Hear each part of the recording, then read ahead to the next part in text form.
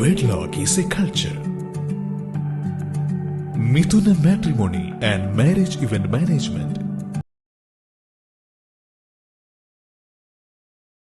വിവാഹമേകം പരിഹൃത്യ ഋഷി സർവാണി കല്യാണി കർമ്മ സിദ്ധി തുഷാരമാലയ സജീവമായ പൂയ നക്ഷത്രത്തില് ഏത് കാര്യം ചെയ്യാം, പക്ഷെ വിവാഹം പറ്റില്ല. അത് കാരണം സൃഷ്ടികർത്താവായ ബ്രഹ്മാവ് സ്വന്തം സൃഷ്ടിയെ മാനിക്കുന്നുള്ള ദോഷമുള്ളത്. അതുകൊണ്ടാണ് ഇന്ദ്രം വൃക്ഷം ആന്ധ്രപൂർവ്വം പഞ്ചാനനം പത്മജൻ, പഞ്ചാനനായിരിക്കുന്ന പത്മജൻ 5 ശിരസ്സുണ്ടായിരുന്ന പത്മജന്റെ ഒരു ശിരസ് നഷ്ടപ്പെടാതെ ഇപ്പൊ നമ്മൾ ജലബുധനായിട്ടുള്ള ബ്രഹ്മാവിനെ നമ്മൾ കാണുന്നു. അങ്ങനെ ഒരു പോരായ്മയുള്ളത് ഈ വിഷയത്തിൽ ബ്രഹ്മാവിനോട് പ്രാർത്ഥിക്കാൻ പാടില്ല.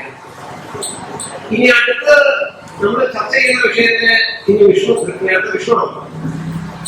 വിഷ്ണുവും ബ്രഹ്മാവും തമ്മിൽ തട്ടിട്ട് നോക്കുമ്പോ ബ്രഹ്മാവിനേക്കാൾ ശ്രേഷ്ഠൻ വിഷ്ണു തന്നെയാണ്. അത് ഭാഗവത ദശമസ്കന്ധത്തില് 89ാമത്തെ അധ്യായം സന്താനഗോപാലൻ ചർച്ച ചെയ്യുന്നുണ്ട്. ലക്ഷ്മി ഭഗവതിയില് വിഷ്ണുവിന് മക്കളില്ല. ശ്രീജ എന്ന കുട്ടികൾക്ക് പേരിടാമെങ്കിലും ശ്രീജ എന്നുള്ള വാക്ക് അത് ശരിയായ വാക്കലാണ്. കാരണം ലക്ഷ്മി ഭഗവതിക്ക് വിഷ്ണു ഭഗവാന്റെ പേരിൽ മക്കളില്ല. ഈ ദുഃഖം പരിഹരിക്കാൻ വേണ്ടിയിട്ടാണ് സന്താനഗോപാലത്തിലെ ബ്രാഹ്മണ കുട്ടികളെ ജനിച്ചപ്പോൾ തന്നെ വൈകുണ്ഠത്തിലേക്ക് എത്തിക്കുകയും ചെയ്യുന്ന കഥ. പിന്നീട് വീണ്ടെടുത്ത് കൊടുത്ത ശ്രീകൃഷ്ണൻ അർജുനനെയുണ്ട്. അർജുനൻ ശ്രീകൃഷ്ണന്റെ സഹായത്താൽ തിരിച്ചു കൊണ്ടുവന്നു കഥയാണ്. അവിടെ വിഷ്ണു ഗൃഹസ്ഥനല്ല, ഒരു ഭാര്യ ഭർത്താവ് സന്തതി എന്നുള്ള അനുഭവത്തോടു കൂടിയുള്ള ദേവനായിട്ട് പ്രാർത്ഥിക്കുന്നത്. അതുകൊണ്ടാണ് ഈ വിവാഹേശ്വര പൂജ ചെയ്യുന്നതിന്റെ സാർത്ഥകതയാണ്. അപ്പോ അങ്ങനെ കണക്കാക്കുമ്പോൾ ശിവനോടാണ് ഈ വിഷയത്തിൽ പ്രാർത്ഥിക്കേണ്ടത്. ഇപ്പോ ശ്രീ ദേവിദാസ് ഗുരുക്കളുടെ പ്രബന്ധത്തെ അവബോധം ചെയ്യാനുള്ള സാമർഥ്യം ഉപയോഗിക്കില്ല. ഞാൻ എന്റെ ഉള്ള സാമർഥ്യം വെച്ച് ഉള്ളതൊക്കെ പ്രയത്നം. അപ്പൊ അതില് ആറുള്ള കാര്യങ്ങൾ വേണം. ഒരാളുടെ ജീവിതം സഫലമാണ്. അവ്യാധികത്വം അസുഖമൊന്നുമില്ലാണ്ട് ജീവിച്ചിരിക്കുന്ന നമുക്ക് അസുഖമില്ലാണ്ട് അനുകൂലതരം കളത്തുന്ന ജീവിത പങ്കാളി അനുകൂലതയായി അത് 2 തരത്തിൽ വരാം. അനുകൂലം എല്ലാമേ വരാം. പിന്നാലെ പറയാം അവ്യാധികത്വം, അനുകൂലതരം കളത്തും, വേഷ പ്രശസ്ത വിഭവം, ജീവിച്ചു പോകാനുണ്ടാകുന്ന വിഭവങ്ങളുണ്ടാവും. വിശദാന വിദ്യ ഇതൊക്കെ ഉണ്ട്. അത് വെച്ചിട്ട് ദൂരവഴി പോയി. വിശദാന വിദ്യ, സ്നാഖ്യം, കുലം, അച്ഛൻ വഴിക്കും അമ്മ വഴിക്കുമുള്ള നല്ല അരിസ്റ്റോക്രാറ്റായിട്ടുള്ള കുടുംബത്തിൽ അച്ഛൻ വഴിക്കും അമ്മ വഴിക്കും ശുദ്ധമായ പാരമ്പര്യത്തിൽ ജനിക്കാൻ പാടുള്ളൂ. അവസാന കാലത്ത് 12 വർഷം കഴിഞ്ഞു പോരാ. നല്ല ആരോഗ്യവാനായിട്ടിരുന്ന് സന്തോഷമായിട്ട് നമ്മൾ ജനിക്കുമ്പോൾ നമ്മൾ മാത്രം കരയുകയും നമുക്ക് ചുറ്റുമുള്ള ആളുകൾ നമ്മളെ ചിരിക്കും. നമ്മൾ മരിക്കാൻ കിടക്കുമ്പോ ചുറ്റുപാട് നോക്കി നമ്മൾ പുഞ്ചിരിച്ചുകൊണ്ടിരിക്കുകയും ഇയാൾ നമ്മളെ വേറിട്ട് പോകുമ്പോൾ ദുഃഖിച്ചുകൊണ്ട് മറ്റുള്ളവരെല്ലാം കരയുകയും. അപ്പോ മറ്റുള്ളവരെ ചിരിപ്പിച്ചുകൊണ്ട് സ്വയം കരഞ്ഞുകൊണ്ട് ജനിക്കുകയും മറ്റുള്ളവരെ കരയിച്ചുകൊണ്ട് സ്വയം ചിരിച്ചുകൊണ്ട് മരിക്കുകയും ചെയ്യാൻ പറ്റുന്നതാണ് ഏറ്റവും ഭാഗ്യമുള്ള ജന്മം. അത് സംഭവം കടാക്ഷ പരിണാമ വിഭൂതിയാണ്. അത് സംഭവത്തിന്റെ കടാക്ഷ പരിണാമ വിഭൂതിയിലേക്ക് മാത്രമേ സാധിക്കൂ. അതുകൊണ്ടാണ് പ്രാർത്ഥന ശിവനായ ഈ വിഷയം എല്ലാ വിഷയത്തിലും നല്ലതാണ്. അതില് ഈ നിത്യമില്ലാതെ എന്ന് പറയാവുന്ന ഞങ്ങള് മഹാദേവൻ തന്നെയാണ്. ഈ മഹാദേവനും ഒരു വിഷയത്തില് നമുക്ക് മംഗളാക്കുമ്പോ ഈ പുരാണ കഥാപാത്രങ്ങളെ മംഗളാക്കാൻ ഏറ്റവും നല്ലതാണ്. നമുക്ക് ഓർമ്മയില്ല. നാരായണോത്സവൻ പരമഹംസൻ നിത്യതപസമാധിയിരിക്കുന്ന മഹാദേവൻ സതിയോഗത്തിന് ശേഷം മഹാദേവന്റെ മകൻ മാത്രമേ തന്നെ വരാൻ പാടുള്ളൂ. അങ്ങനെ വരം വാങ്ങിച്ചപ്പോ സ്വാഭാവികമായിട്ട് ദേവന്മാർക്ക് ഈ തപസ്സിലിരിക്കുന്ന മഹാദേവനെ തപസ്സിൽ നിന്ന് നിവർത്തിച്ച് അദ്ദേഹത്തെ ഗൃഹസ്ഥനാക്കാൻ സാഹചര്യം. അതിനുവേണ്ടി രാമദേവനെ നിയോഗിച്ചു. ഏഴാം ഭാവം കൊണ്ട് രാമദേവനെ ചിന്തിക്കാം. വിവാഹം ചിന്തിക്കുന്ന പോലെ തന്നെ ഏഴാം ഭാവം കൊണ്ട് തന്നെ വിവാഹ മതന ആരോഗ്യ ഭാര്യാഭർത്തൃ സമാനം. ഇതില് കാമദേവൻ ഒരു രക്തസാക്ഷിയെ അല്ലെ? കാമദേവൻ രക്തസാക്ഷി. പക്ഷേ കൊല്ലാം തോൽപ്പിക്കാനാവില്ല. കാമദേവൻ ചാമ്പലായെങ്കിലും കാമത്തിൽ നിന്ന് ശിവൻ പുത്രനായില്ല. ഇല്ല ഭരിക്കുന്നില്ല, കാമദേവൻ ഭരിക്കുന്നില്ല, ജീവിക്കുന്നു നമ്മളില്ല.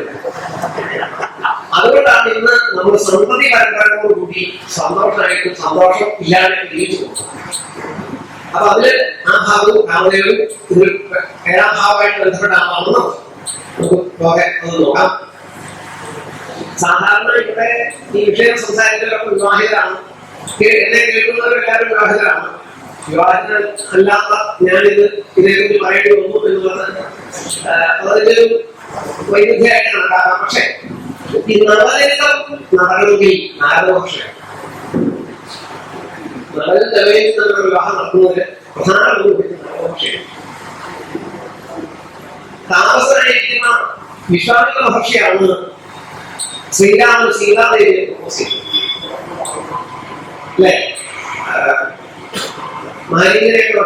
സുബാഹുവിനെ വധിച്ചതിന് ശേഷം തിരിച്ചു പോകാൻ നമുക്ക് ഈ ജനകാര്യത്തിൽ പോകാമെന്ന് കഥ വിശദീകരിക്കുന്നില്ല. സമയം പറയാൻ കാര്യങ്ങളാണ്. അപ്പൊ അതില് രുക്മിണി സ്വയംവരത്തിൽ സുന്ദരനാണ്. സുന്ദര ശ്രീമന്താവുടെ ആദ്യമായിട്ട് നമുക്ക് മാതൃകയായി കാണുന്ന ഏക വേദലേഖനം ശ്രീമദ് ഭാഗവതത്തിലുള്ളതാണ്. ദശമസ്കന്ധത്തിൽ 52-ാം അധ്യായം. രുക്മിണി ശ്രീകൃഷ്ണ ഭഗവാനായിരിക്കുന്ന കഥ ഏഴായിട്ട് ബന്ധപ്പെട്ട് പറഞ്ഞതാണ്. ആ കത്ത് കൊടുത്തയച്ചത് അവിവാഹിതനായിട്ട് ബ്രാഹ്മണനായിരുന്നു. അപ്പോ അവിവാഹിതർക്ക് ഈ വിഷയത്തിൽ ഇടപെടാനുള്ള സാഹചര്യം ഉണ്ടെന്നതിന് അതിലൊരു ബ്രാഹ്മണ ഗുരുവും ഞാൻ സമർത്ഥിച്ചിരിക്കുകയാണ്. പൂർവപക്ഷങ്ങളൊന്നും പറയാനില്ല. ഇനി ഈ നല്ല രീതിയിൽ ജീവിക്കാമെന്ന് കേരള ആർച്ചി ക്രിസ്റ്റി എന്ന് പറയുന്ന ഒരു പട്ടാള ഉദ്യോഗസ്ഥന്റെ ഭാര്യയായിരുന്നു അഗരാക്രിസ്റ്റി. സർപ്പ നോവലുകൾ എഴുതുന്നു. നിരവധി ഈ മരണങ്ങളെ കുറിച്ച് ഒരു അന്വേഷിച്ച് നമ്മളെ ഇങ്ങനെ പ്രസിദ്ധിച്ച് അങ്ങനെയുള്ള നോവലുകൾ എഴുതുന്ന പ്രസിദ്ധയായ അഗരാക്രിസ്റ്റി ഈ ആർച്ചി ക്രിസ്റ്റിയുമായിട്ട് വേർതിരിഞ്ഞതിന് ശേഷം അദ്ദേഹം സർ മാക്സ് മല്ലോവൻ എന്ന് പറയുന്ന ബ്രിട്ടീഷ് പുരാവസ്തു ഗവേഷണ വകുപ്പിലെ ഉദ്യോഗസ്ഥരാണ്. അതിനുശേഷം അഗരാക്രിസ്റ്റിയുമായിട്ട് നടന്നൊരു ഇന്റർവ്യൂവിൽ അവരോട് അവരുടെ നോവലുകളെ കുറിച്ചൊക്കെ സംസാരിച്ച് ഈ ഇന്റർവ്യൂ അവസാനിക്കുമ്പോൾ വ്യക്തി ജീവിത പരാമർശം എങ്ങനെയാണ് വേറെ ഇന്റർവ്യൂ അവസാനിക്കുമ്പോൾ വ്യക്തി ജീവിത പരാമർശം. അപ്പോ അവരോട് ചോദിച്ചു, നിങ്ങളുടെ ജീവിതം എന്റെ ജീവിത പങ്കാളി സർ മാക്സ് മല്ലോവനാണ്. അദ്ദേഹം ബ്രിട്ടീഷ് പുരാവസ്തു ഗവേഷണ വകുപ്പിലെ ഉന്നത ഉദ്യോഗസ്ഥരാണ്. അപ്പോ സാധാരണ സിനിമാക്കാരാണെങ്കിൽ സിനിമാക്കാരിയാണെങ്കിൽ സിനിമ ഏത് ആളുകൾ വിവാഹിക്കുന്ന അതാത് ഫീൽഡിലെ ആളുകളാവാൻ സാധ്യത കൂടുതലാണ്. അധ്യാപകനായി ടീച്ചറെ നിങ്ങൾ എന്തുകൊണ്ട് അത് ചെയ്തില്ല എന്ന് ചോദിച്ചപ്പോൾ അഗരാക്രിസ്റ്റി പറഞ്ഞൊരു മറുപടി ഞാൻ നിങ്ങളോട് പറയാം. അവർ പറഞ്ഞു, ഏതൊരു ഭാര്യയ്ക്കും ലഭിക്കാവുന്ന അല്ലെങ്കിൽ ഏതൊരു ഭർത്താവിന് ലഭിക്കാവുന്ന ഭാര്യ അല്ലെങ്കിൽ ഏതൊരു ഭാര്യയ്ക്ക് ലഭിക്കാവുന്ന ഭർത്താവ് ഏറ്റവും ഉത്തമനായ ഒരു ഭർത്താവ് എപ്പോഴും പുരാവസ്തു ഗവേഷകനായിരിക്കും. എന്തായാലും കാരണം വിവാഹത്തിന്റെ 1-ാം വാർഷികം അതേക്കാൾ 2-ാം വാർഷികം. കാരണം പുരാവസ്തുള്ള വകുപ്പ് വളരെ തോന്നുന്ന സ്നേഹം കൊടുക്കുന്നതുമില്ല. അപ്പോ അങ്ങനെ ഒരു ഇത് അങ്ങനെ വരാതിരുന്ന അങ്ങനെ ഒരു പരസ്പര ശ്രദ്ധയുള്ള വിഷയം വരാതിരുന്നാൽ വിവാഹം എന്ന് പറയുന്നത് മരണക്രമമായി തന്നെ വരണം. ഇനി സാധാരണ പറയാറുണ്ട്, ഈ വിവാഹ ജീവിതം നേരെയല്ലാത്ത ആളുകൾക്ക് വേണ്ടിയിട്ട് പറയാറുണ്ട്, മക്കളാണ് മോശകാലം. മൂടേക്കുള്ള ശല്യവും പൊതുവേക്കുള്ള ശല്യവും രാത്രിയാണ്. മക്ഷികളായ യാതകാദിവ ഈച്ചയെക്കുറിച്ചുള്ള ശല്യവും യാതക ശല്യവും പരസമേത പിപീലികാത്ത ഭാര്യ സ്ത്രീകൾ പറയുമ്പോൾ ഭർത്താവ് തോന്നുന്നു. പിപീലികാത്ത ഭർത്താവ് ദിവാരാത്രി പാർട്ടി ഉറുമ്പിന്റെ ശല്യം രാത്രി ഉറുമ്പിന്റെയും ജീവിത പങ്കാളിയെ കൊണ്ടുള്ള ശല്യം രാത്രിയിൽ പറഞ്ഞ ഒരുപോലെ എനിക്ക് എങ്ങനെ പറയാം. ഈ മനുഷ്യര് ഈ വിവാഹം എന്ന് പറയുന്ന കോൺസെപ്റ്റ് ഈ മനുഷ്യർ അന്തർജാലമായിട്ട് നമ്മളൊരു കാലഘട്ടത്തിൽ മനുഷ്യർ ആദ്യമായിട്ട് ചെയ്ത പ്രകൃതി വിരുദ്ധമായ പദ്ധതി കൃഷിയാണ്. പ്രകൃതി കൃഷി ജൈവ കൃഷി എന്നൊക്കെ പറഞ്ഞ് നിങ്ങൾ അന്ധാരിക്കണ്ട. മനുഷ്യർ ആദ്യമായിട്ട് ചെയ്ത പ്രകൃതി വിരുദ്ധമായ ജോലിയിൽ കൃഷി ചെയ്യാം. കാരണം സ്വാഭാവികമായിട്ട് പുറത്തു വരുന്ന സാധനത്തെ കാടൊക്കെ വെട്ടിത്തെളിച്ച് അവിടെ പ്രത്യേകമായി നട്ടുവളർത്തിണ്ടാക്കാന്ന് പറയുന്നത് പ്രകൃതി വിരുദ്ധമാണ്. ഈ പ്രകൃതി വിരുദ്ധമായ കൃഷി ചെയ്യുന്നത് തുടങ്ങിയപ്പോഴാണ് ഈ കൃഷി സംരക്ഷിക്കാൻ വേണ്ടിയിട്ട് അതിനടുത്തുള്ള താമസിക്കണം, സംരക്ഷിക്കാൻ പറ്റിയ ജീവികൾ അങ്ങനെ താമസം തുടങ്ങിയപ്പോഴാണ് കുടുംബജീവിതം എന്നുള്ള കൺസെപ്റ്റ് വന്നത്. അല്ലാത്തപ്പോ ഈ പറഞ്ഞതുപോലെ വിവാഹം എന്ന് പറയുന്ന സംഗതിക്ക് യാതൊരു പ്രസക്തിയില്ല. ഇങ്ങനെ താമസം തുടങ്ങിയപ്പോഴാണ് വിവാഹത്തിന് പ്രസക്തി വന്നത്. ഏഴാം ഭാവം ഉണ്ടായതെങ്കിലും മനസ്സിലാക്കുന്നത്. ഞാൻ വിഷയത്തിനെയാണ് ഇത് ചെയ്യുന്നത്, പ്രബന്ധതയാണ്. അപ്പൊ അതില് പിന്നീട് ഇതിന് വൈദിക സംവിധാനത്തിലേക്ക് വന്നപ്പോ ആധാനമന്ദനസ്യ പുംസോവിധി ശ്രീമന്തരാപാത്മയോ നിഷ്ക്രാമോന്നവിധി ചുരോദയനെ വിനിപ്രധാനക്രമാൽ ഗോദാനന്ദ സമാപനം മോഹിതേ വാണിഗ്രഹോജ്ഞാഹി വിപ്രാതിർഹിന സുഖൗദികതിന കാര്യാക്രിയാ ഷോഡശം. ആദ്യം ഗർഭാധാനം, പൂംസവനം, ശ്രീമന്തം, ജാതകർമ്മം, പേരിടൽ, നിഷ്ക്രാമണം, അന്നപ്രാസം, ചൗളം, ഉപനയനം, ആണ്ടുവ്രതം, മഹാവ്രതം, ഔപരിഷവ്രതം, ഗോദാനം, സമാവർത്തനം, പാണിഗ്രഹണം, അതിന് യോഗ്യതയുള്ളവർക്ക് അഭ്യാസം. ഇങ്ങനെ 16 കൂട്ടം സംസ്കാരങ്ങൾ ചേരുമ്പോഴാണ് അയാൾ സംസ്കാര സമ്പന്നനാണെന്ന് വൈദിക ഭാഷയിൽ പറയുന്നത്. അതില് ഈ യാഗം മുതലായിട്ട് ചെയ്യുന്നതിന് പ്രത്യേക സവിശേഷ അധികാരങ്ങൾ വേണമെന്നുള്ളതുകൊണ്ട് 15 കാര്യങ്ങൾ ചെയ്താലും അത് 15 കാര്യങ്ങൾ ചെയ്താലും നമ്മൾ ടീച്ചർമാർ 17 മാർക്കിൽ 18 മാർക്കിൽ തരും എന്നതുപോലെ അത് 17 സംസ്കാരങ്ങൾക്ക് സമ്പൂർണ്ണമായിട്ട് കണക്കാക്കും. അതിൽ അങ്ങനെ കണക്കാക്കുമ്പോൾ അവസാനത്തിലാണ് വിവാഹം. പിന്നെ അതിനെ അടുത്ത സ്ഥാനം കുറിച്ച് ചിന്തിക്കുമ്പോൾ ഈ ആഹാരത്തിന് ഹേതുവായിരിക്കുന്നത് വിവാഹം. ആ വിവാഹം 8 തരത്തിലുണ്ട്. അത് 21-ാമത്തെ കാരികയിൽ പറയുന്നു. ബ്രാഹ്മോ ദൈവസ്ഥഭേദോഷം മാതാസുര ബ്രാഹ്മണോ രാക്ഷസ പൈശാച പ്രഭവം. ബ്രാഹ്മവിവാഹം എന്ന് പറഞ്ഞാൽ വരന്റെ ശീലഗുണവും രൂപഗുണവും പരാക്രമവും ഒക്കെ കണ്ട് ബോധ്യപ്പെട്ട വധുവിന്റെ പിതാവ് അയാളെ അദ്ദേഹത്തെ തന്നെ ഗൃഹത്തിൽ വിളിച്ചു വരുത്തി സമ്മാനങ്ങൾ കൊടുത്ത് ഐസ്ക്രീമിന്റെ മീനെ ചെറുപ്പഴം വെച്ച് കൊടുക്കുന്ന പോലെ മകളെ അതാണ് ബ്രാഹ്മവിവാഹം. ദൈവവിവാഹം എന്ന് പറഞ്ഞാൽ ഒരു യാഗം നടത്തുന്ന യജമാനൻ ഒരു പ്രത്യേകതയെ കൊണ്ട് യാഗം ചെയ്യിക്കുമ്പോൾ ആ യാഗത്തിന്റെ ഗുണം അതിൽ പ്രസാദിച്ച് ദക്ഷിണ കൊടുക്കുന്ന കൂട്ടത്തിൽ തന്റെ മകളെ കൊടുക്കും. ബ്രാഹ്മവിവാഹത്തിന് ഉദാഹരണമാണ് ഉത്തരയെ അഭിമന്യു വിവാഹം ചെയ്തത് ബ്രാഹ്മവിവാഹം. ദൈവവിവാഹത്തിന് ഉദാഹരണമാണ് അംഗരാജ്യത്ത് മഴ പെയ്തപ്പോ വ്യോമപാദരാജാവ് മകളെ പ്രശ്നസുന്ദരി വിവാഹം ചെയ്തു. ശാന്ത ദശരഥന് വളരെ പറയാം ഉണ്ടാവുക ആശ്വവിവാഹം. ആശ്വവിവാഹം എന്ന് പറഞ്ഞാല്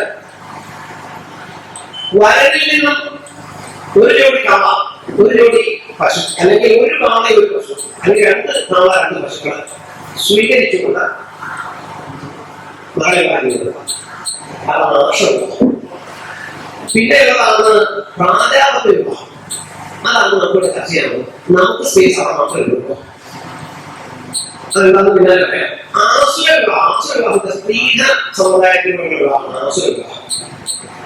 ഇതിലൊന്നും ആസുരമാക്കി വിവാഹേറ്റു രാജ്യമുള്ള എന്ന ചിന്തയെ. അപ്പൊ എട്ടുകൂടെ കല്യാണത്തിന് കാര്യമാണെന്ന് നമ്മുടെ ചോദിച്ചു. പിന്നെ പൈശാചം എന്ന് പറഞ്ഞാല് പെൺകുട്ടിക്ക് താല്പര്യമാണ്. സോറി, ഗാന്ധർവം എന്ന് പറഞ്ഞാൽ ശകുന്തള ദുഷ്യന്തര വിവാഹം ചെയ്യാം, അല്ലെങ്കിൽ ദുഷ്യന്തൻ ശകുന്തള വിവാഹം ചെയ്തിരിക്കുക. ഗാന്ധർവം അവരാണ് നടപ്പിലാക്കുക. രാക്ഷസം എന്ന് പറയുന്നത് ശ്രീകൃഷ്ണൻ രുക്മിണിയെ വിവാഹം ചെയ്തത്. കാരണം രുക്മിണി മാത്രം താല്പര്യമുണ്ടായിരുന്നു. അവർ കഥയച്ചു. അപ്പൊ അങ്ങനെ ചെന്നു രക്തചൊരിച്ചിലോടുകൂടി പ്രശ്നങ്ങൾ ഉണ്ടാക്കി, യുദ്ധം ഉണ്ടാക്കി. അതിലൂടെ വിവാഹം ചെയ്യാം. ശ്രീകൃഷ്ണൻ രുക്മിണിയെ വിവാഹം ചെയ്ത രാക്ഷസ വിവാഹം അത് അവർക്ക് അനുവദനീയം വന്നു.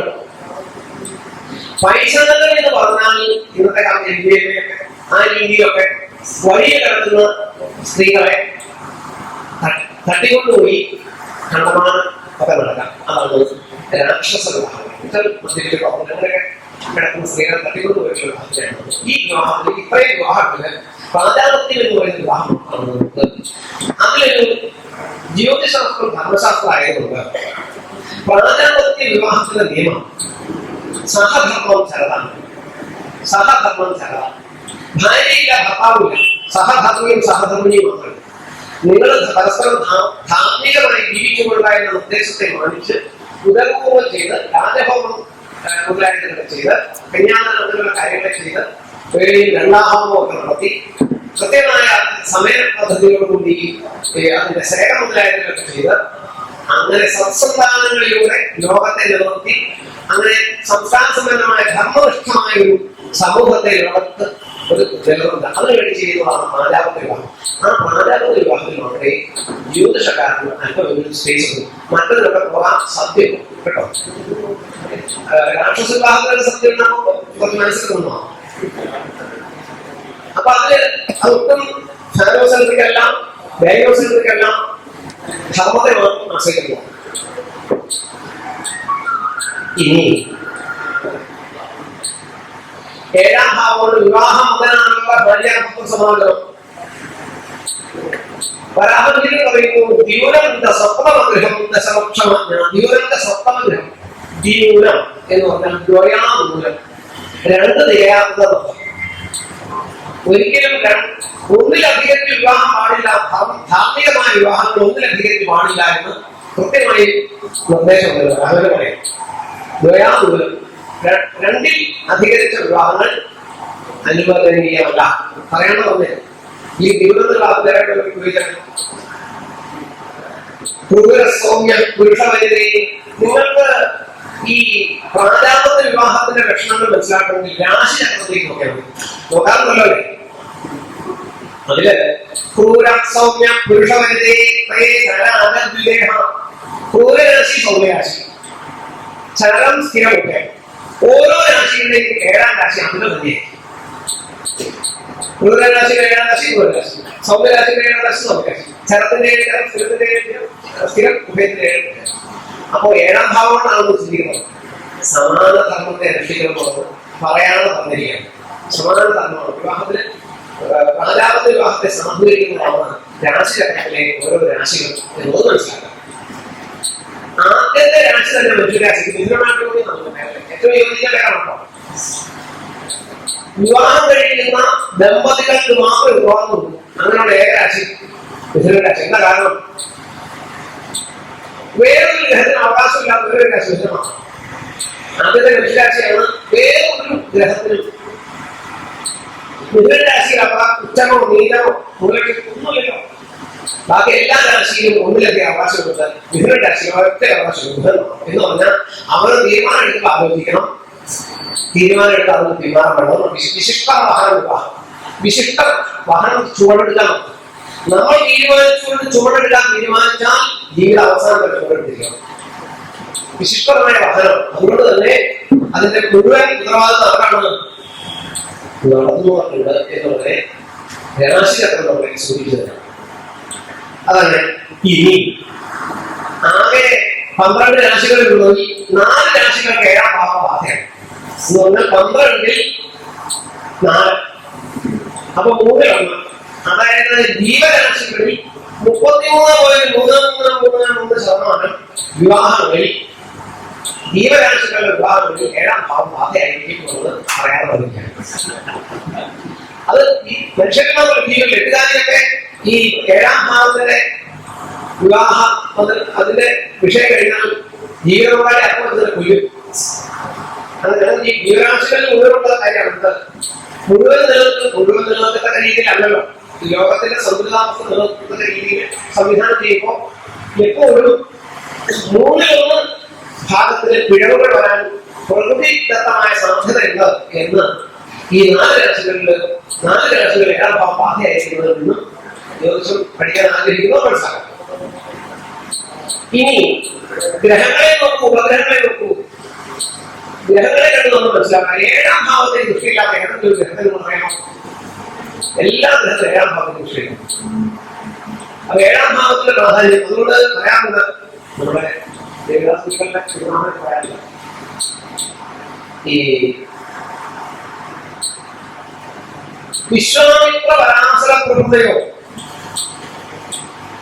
മാതാവ് പർണാശരം. വിശ്വാമിത്ര പരാശരത്തിലായത് മാതാവ് പർണാശരനാണ്. വായു മാത്രം ഭക്ഷിച്ച് വെള്ളം മാത്രം കുടിച്ച് ഇലകൾ മാത്രം തിന്ന തപസ്സിരിക്കുന്ന ആളുകൾ പോലും അവർക്ക് പോലും ആർക്കും പറ്റും. തപസ്സിന്റെ ഇടയ്ക്ക് വിശ്വാമിത്ര നേരെ പരാശര ഭക്ഷിയിലേക്ക് തോണിയിൽ വെച്ചിട്ടൊക്കെ അല്ലെ അവര് പോലും ദേവി ശ്രീമുഖ പൗരജം സുലളിതം ദുഃഖേവ മോഹംഗത തസ്മാ സപ്തമം യായാസ്ഥാനം സർവേ ഗ്രഹ പൂർണ്ണ പശ്യേതി കിമശ്ചര്യ. ഗ്രഹങ്ങളെ എത്താൻ പറയണ്ട 7-ാം ഭാവം നോക്കി. അതായിരിക്കും. ഇനി പൊതുവെ നമുക്ക് ധാരണ നമ്മൾ വർത്തമാനം പറയുന്ന സെമിനാറുകളിലൊക്കെ കാര്യമായിട്ട് പറഞ്ഞു ജ്യോതിഷം ആധ്യാത്മികമായ ശാസ്ത്രമാണ് അല്ല എന്നൊരു പറയാം. ജ്യോതിശാസ്ത്രം ഭൗതികമായ ശാസ്ത്രമാണ്. വേദം പോലും സ്വർഗനാമം വേണ്ടിയതാണ്. വേദവിഹിതകർമ്മങ്ങളുടെ കാലനിർണ്ണയത്തിന് വേണ്ടിയിട്ടുണ്ടാക്കിയ കാലവിധാന ശാസ്ത്രമായിക്കൊണ്ട് വേദം തന്നെ ത്രൈഗുണ്യ വിഷയാവേദ നിഷ്പ്രൈഗുണ്യോഭവാർജുന അല്ലെ സംഖ്യ യോഗത്തിൽ പറയുന്നു. അങ്ങനെ തന്നെ പറയാണ് വേദങ്ങളൊക്കെ പൂർണ്ണാത്മകങ്ങളാണ്. വേദങ്ങൾ പരിമിതിയില്ല. അപ്പൊ അതുകൊണ്ട് വേദാന്തമായിരിക്കുന്ന അതിന് പരിമിതിയിലാവുമല്ലോ. അപ്പൊ അതുകൊണ്ട് നിങ്ങൾ ആധ്യാത്മിക ശാസ്ത്രമായിട്ട് കണക്കാക്കേണ്ട ഭൗതിക ശാസ്ത്രം തന്നെയാണ്. അതുകൊണ്ടാണ് ബ്രഹ്മചര്യ രാശി 12 രാശികളിൽ ഒരു ബ്രഹ്മചര്യ രാശി പറയാമോ? 12 രാശികളിൽ ഒരു വാനപ്രസ്ഥ രാശി പറയാമോ? 12 രാശികളിൽ ഒരു സന്യാസ രാശി പറയാമോ? ആണും പെണ്ണും ഉടൻ കലർന്ന മിഥുനം നിർമിഥുനം ഗൃഹസ്ഥരാശി ഉണ്ടെന്ന് മനസ്സിലാക്കാം. അപ്പോ ഈ 4 വിധ ആശ്രമങ്ങളിൽ ഏറ്റവും ശ്രേഷ്ഠം ഗൃഹസ്ഥാശ്രമം തന്നെയാണെന്ന് രാശിചക്രം സൂചിപ്പിക്കുന്നു. ഗൃഹസ്ഥാശ്രമത്തിന്റെ മേന്മേത മറ്റ് 4 ധർമ്മങ്ങളെയും നിയന്ത്രിക്കുന്നത് ഗൃഹസ്ഥാശ്രമി മാത്രമാണ്. സന്യാസിക്ക് നിലവിൽ കൊടുക്കുന്നു, ഗൃഹസ്ഥാശ്രമിക്ക് നിലവിൽ കൊടുക്കുന്നു, ബ്രഹ്മചാരിക്ക് നിലവിൽ കൊടുക്കുന്നു, ധാർമ്മികനായ ഗൃഹസ്ഥനാണ്. അതുകൊണ്ട് ഗൃഹസ്ഥാശ്രമം മറ്റ് ആശ്രമങ്ങളിൽ വെച്ച് ഏറ്റവും ശ്രേഷ്ഠമാണ്. അപ്പൊ ഗൃഹസ്ഥാശ്രമം ഏറ്റവും ശ്രേഷ്ഠമാണെന്ന് ഇത് ഭൗതികമായിട്ടുള്ള ശാസ്ത്രമാണെന്ന് നമ്മൾ എങ്കിലും മനസ്സിലാക്കിയിട്ടുണ്ട്. മിനിമം മറ്റുള്ളവർ പറയുമ്പോൾ നമ്മൾ ആധ്യാത്മികം പറഞ്ഞു കൊടുക്കുന്നില്ല. ഇനി ചില ആളുകൾ ചോദിക്കും ഭൗതിക ശാസ്ത്രമാണ് ഇതെന്ന് പറയാൻ എത്ര നിൽക്കുന്നത്? വേശ്യ ശുഭശബ്ദമാണ്, സന്യാസി ദുശബ്ദമാണ്. വേശ്യ ശുഭശബ്ദമാണ്, സന്യാസി ദുശബ്ദമാണ്. നമ്മൾ യാത്രയ്ക്ക് ഒരു ഭക്ഷണം വയ്ക്കാൻ നടക്കുന്ന സമയത്ത് ഒരു സന്യാസി ശബ്ദം കണ്ടാൽ ഏകാദശാദിമേ ദൃഷ്ടേ ദ്വിതീയേ സമനേന പ്രാണായാമോഷോഡശസ്യു തൃതീയേ ആദ്യം സന്യാസിക്കുള്ളൂ. ആ ദോഷം തീരാൻ ഈ അങ്ങനെയാണല്ലോ പത്യാത്മാനം സൈന്യെ ഉദ്ദേശിച്ചതേവ വഴി കാണുന്ന അവർ കാണുന്നത് അവരുടെ ദോഷം സൂചിക്കും. സന്യാസി കാണുമ്പോ എന്തൊരു ദോഷമുണ്ട്, പൂർവ്വജന്മ ദോഷം സൂചിക്കും. അപ്പൊ തന്നെ തിരിച്ചു വന്ന് പ്രാണായാമം ചെയ്യണം 16 അല്ല 11 പിന്നെ കണ്ടാൽ പിന്നെ 16 11 പിന്നെ 16 പിന്നെ സന്യാസി ചെറുണ്ടാൽ ആ യാത്ര പോകണം മറിച്ചോ. അപ്പൊ ഒരു സംശയം വരും, മോശപ്പെട്ട ശാസ്ത്രമല്ലേ ഇതിന് കൈകാര്യം ചെയ്യും എന്നൊരാളുടെ അവിടെയാണ് ജ്യോതിശാസ്ത്രത്തിന്റെ മഹത്വം മനസ്സിലാക്കുന്നത്. നമ്മള് പൊതുവെ നോക്കൂ, ഈ രാജ്യത്ത് ഇപ്പോ ഇന്ത്യക്ക് സ്വാതന്ത്ര്യം കിട്ടിയപ്പോ സ്വർണ്ണാഭിച്ചിയിലും ധാമാതിരിയിലുള്ള ചുവന്ന തെരുവാണ് അത് അങ്ങനെ തന്നെ നിലനിർത്തുന്ന മഹാത്മാഗാന്ധിയെ പോലുള്ള ഭീഷണാചാര്യങ്ങളുണ്ട്. എന്തായാലും കാരണം നമ്മുടെ നാട്ടിൽ എന്റെ അമ്മ, എന്റെ സഹോദരിമാർ, എന്റെ മകള് ധാർമ്മികമായിട്ട് കുടുംബത്തിൽ സമാധാനമായിട്ട് ജീവിക്കുന്നത് അങ്ങനെ തോന്നലുള്ളവർക്ക് പോകാൻ അങ്ങനെ ആശ്രയിക്കുന്ന കാര്യങ്ങൾ. മനസ്സിലായി? അപ്പൊ സമൂഹത്തെ മലീമസപ്പെടുത്താതെ സംരക്ഷിക്കുക എന്നുള്ള ശ്രേഷ്ഠത അവർ ഈ ജോലി ചെയ്യുന്നതോടുകൂടി അവർ മരണം വരെ ആ പുസ്തകം സ്വീകരിക്കണം. ആർക്ക് വേണ്ടി? സമൂഹത്തിന് വേണ്ടി. അപ്പൊ സമൂഹത്തിന് വേണ്ടിയിട്ട് സമൂഹത്തിലെ ദുഷിപ്പുകളെ സ്വയം സ്വീകരിക്കുന്നതുകൊണ്ട് അതുകൊണ്ട് സമൂഹത്തിൽ എന്തുകൊണ്ട് ധാർമ്മികമായിട്ട് മുൻകൂട്ടി പരാധീനങ്ങളായിട്ട് ജീവിക്കുന്നവർക്ക് ഒരിക്കലും ശരിയുണ്ടാവില്ല. കാരണം അങ്ങനെയുള്ള അവർ ചെയ്യുന്ന വലിയ സേവനമല്ലേ. അതുകൊണ്ടാണ് ജ്യോതിശാസ്ത്രത്തിലെ സന്യാസി ദുഷ്ടകരമായിരിക്കും, വേശ്യ നല്ല സ്ഥലമായിരിക്കും. അങ്ങനെ ആ നന്നാർത്ഥത്തിലാണ് മനസ്സിലാക്കുന്നത്. ഇനി യദ്യദ്ധരം നരഭവേക്ഷണം ഔജനാനത്വത്തോടെ പശുവാ സകലം വിധേയം എന്ന് പറഞ്ഞു. ഇതൊക്കെ ഒരുപോലെ തന്നെയാണ്. ചില കാര്യങ്ങൾക്ക് വൃഷണനാശമുണ്ടായ ലക്ഷണങ്ങൾ സ്ത്രീജാതകത്തിൽ കണ്ടാൽ ഭർത്താവിനെ കാണിക്കണം, അത് യുക്തിയുക്തം പറയണമെന്ന് തോന്നുന്നു. വളരെ ആലോചിച്ചു വേണം വിവാഹം നടത്താൻ. അതീവ ചിന്തനീയാക്കി ഉദാഹരണമാണ്. വളരെ പശുവിന്റെ കൊമ്പിന്റെ തലക്കവരല്ല അറിയാം. കൊമ്പിന്റെ തലയിട്ടു തലയിട്ടിപ്പോ കുറെ കഴിഞ്ഞപ്പോ ഏതെങ്കിലും വിടും ആശുപത്രിയിലാണ്. അപ്പൊ ഡോക്ടർ ചോദിക്കും എന്താ തിരുമേനി ഇതൊക്കെ ആലോചിച്ചിട്ട് വേണ്ട ചെയ്യാൻ പറഞ്ഞു. അത് മാത്രം പറയണം. 2.5 മാസം ആലോചിച്ചിട്ടാണ് ഞാൻ എങ്ങനെ തല്ലിട്ടാന്ന് വിചാരിച്ചത്. അപ്പൊ അത് വളരെ ആലോചിച്ച് ചെയ്യേണ്ട കാര്യമാണ്. മനുഷ്യരുടെ വിവാഹങ്ങൾ വളരെ ആലോചിച്ചുകൊണ്ട് ചെയ്യേണ്ടതാണ്. അതുകൊണ്ടാണ് പല ഭാഗത്തിൽ ഒരു ചിന്ത വേണം. ഉദ്വാഹേ വർണ്ണവിധവും പ്രധാനമായി ചിന്തായാം അഭി സകലം വിധേയം. വിവാഹത്തിൽ വേണം, വർണ്ണത്തിൽ വേണം, കന്യാദാനത്തിൽ വേണം, പ്രശ്നചിന്തയിൽ കൂടി വേണം. പ്രശ്നചിന്തയിൽ കൂടി അദ്ദേഹം പറഞ്ഞു പ്രശ്നചിന്തയുടെ ആവശ്യമാണ്. പ്രശ്നമാർഗ പൂർവാർത്ഥത്തിൽ പറഞ്ഞു 9-ാം അധ്യായത്തിൽ 15-ാമത്തെ ശ്ലോകം എന്താണ്?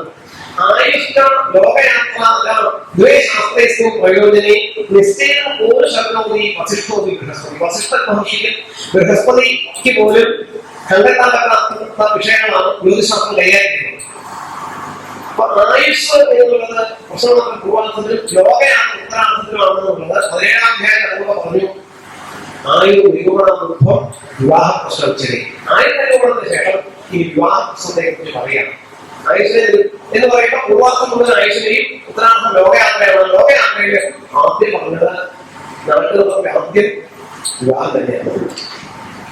ഈ ഒരു വിഷയം സാധാരണ ഞങ്ങളുടെ സദസ്സുകളിൽ രക്ഷപ്പെടാൻ വേണ്ടിയിട്ട് പറയാറുണ്ട്. ജ്യോതിഷക്കാരന് പോസ്റ്റ്മാൻ ജോലി കിട്ടും. പോസ്റ്റ്മാൻ ജോലി എന്താ? കത്ത് കൊണ്ടുപോകും. നിങ്ങൾക്ക് കഷ്ടപ്പാടുണ്ട്, പ്രശ്നം നോക്കിയിട്ട് കഷ്ടപ്പാടെന്ന് പറയാം, നമ്മുടെ ജോലി കിട്ടും, പരിഹാരം നിർദ്ദേശിക്കാം. അങ്ങനെയല്ല നാം പ്രശ്നക്കാരെ പറയണം. ഈ കച്ചവടക്കാർക്ക് പോലുള്ള വിൽപ്പനാനന്തര സേവനം കച്ചവടക്കാർക്ക് പോലുള്ളതാണ്. അപ്പൊ ധാർമ്മികമായി കാര്യം കൈകാര്യം ചെയ്യുന്നവർക്ക് ഈ ഒരു കാര്യം ചെയ്തു കൊടുത്ത് അതിനുശേഷം ഒരു ഫോളോ അപ്പ് ഉണ്ടാകണം എന്ന് സൂചിപ്പിക്കുന്ന ഒരു ശ്ലോകം. പ്രശ്നത്തിന്റെ 17-ാം അധ്യായത്തിൽ 2-ാമത്തെ ശ്ലോകം. നിങ്ങളുടെ പഴയ സിനിമയിലെ ആ ശ്ലോകങ്ങളിലെ ആദ്യത്തെ ശ്ലോകമുണ്ട്. കന്യായ പുരുഷസ്യ പ്രഥമോ മോഹീയതായ പുനഃ സന്താനാദിതഭേദ സകലം ദൈവജ്ഞ വ്യത്യസ്തത ഭാവിപ്രസ്ഥ വിലഗ്നതോ നിഖിലം പാണിഗ്രഹം കാലയെ സന്താനായ പ്രയാണിതരാം പിതൃഗണം വേണം. അവിടെ വിവാഹാർത്ഥികളായിട്ടുള്ള സ്ത്രീ പുരുഷന്മാരുടെ ജാതകം നോക്കിയിട്ട് ആദ്യം ആയുസ് ഉറപ്പാക്കണം. രണ്ടാമത് പറഞ്ഞു സന്താനലബ്ധി, സമ്പത്ത് മുതലായവരെ മനസ്സിലാക്കണം. ഈ പറഞ്ഞ കാര്യങ്ങളൊക്കെ പ്രശ്നം വെച്ച് ഉറപ്പിക്കുകയും ചെയ്യണം. പിന്നെയോ ഇങ്ങനെ ചെയ്യുന്നതോടുകൂടി പിതൃക്കളുടെ അനുഗ്രഹം ഉണ്ടാകുമോ എന്നുള്ളതായ അന്വേഷണമായിട്ടുള്ള ഇത് നമുക്ക് ലഭിക്കും. പിതൃക്കളുടെ അനുഗ്രഹം. അപ്പൊ വിവാഹം നടത്തുമ്പോൾ സസന്താനലബ്ധിയായതുകൊണ്ട് പിതൃക്കളുടെ സന്താനലബ്ധിയിലൂടെയാണല്ലോ പിതൃക്കളുടെ ദോഷം ലഭിക്കുക. അപ്പോ അതിനുള്ള അവസരം ഉണ്ടാകും എന്ന് പറഞ്ഞു. ഇവിടെ കാരയെ എന്ന് പറഞ്ഞു വിധിലിംഗമാണ്. പ്രഥമ ഏകവചനമാണ്. കാരയെ കാരേതാം കാരേരൻ. ഇതിന്റെ എല്ലാ കാര്യങ്ങളും ഒരാൾ തന്നെ ചെയ്യണം. ദേവിദാസുക്കൾ നോക്കിയ ഒരു ജാതകത്തിന് നോക്കി അഭിപ്രായം പറയാൻ ഞങ്ങൾക്കില്ലോ അതിനല്ല ചെയ്യാൻ പാടില്ല. കാരണം അദ്ദേഹമാണ് എല്ലാ ഘട്ടം നോക്കുന്നത്. ഒരാൾ തന്നെ ഏകവനായിട്ട് പറഞ്ഞേക്കണം. ഒരു വിഷയത്തിന്റെ ആരംഭമുണ്ട് അവസാനം വരെ എല്ലാ കാര്യങ്ങളും ഒരാളാണെന്ന് നിർവഹിക്കപ്പെടും. അവിടെയാണ് നമ്മളുടെ പല ഗുരുപരമ്പരകൾ സമ്പ്രദായ പല സമ്പ്രദായങ്ങളുണ്ടാവും. പക്ഷേ ഈ കാര്യങ്ങളൊക്കെ ഒരു ദാമ്പത്യം നല്ല രീതിയിൽ ദൈവത്തിനാണ് തമ്മിൽ മുട്ടത്. പക്ഷേ എല്ലാ ശാസ്ത്രം പൂർണ്ണമായിട്ട് ശാസ്ത്രത്തെ വെച്ചിട്ടല്ല എല്ലാ കാര്യങ്ങളും. സ്വർഗത്തിൽ നിന്നൊരു മരം അത് വെട്ടണമെങ്കിൽ പഞ്ചായത്ത് കമ്മിറ്റി കൂടി പാസ്സാക്കണം. വേണം അക്ഷരവാദം വേണം. പുറമ്പോക്കിൽ നിൽക്കുന്ന ഒരു മരം വേണ്ട. പക്ഷെ പുറമ്പോക്കിൽ നിൽക്കുന്ന ഒരു മരം കുടിഞ്ഞ ഒരു ഗർഭിണിയായിരിക്കണം. ഒരു ഗർഭിണിയുടെ മേലെ ചുറ്റും അതിന് ആസനപരമായിട്ടെടുക്കണം.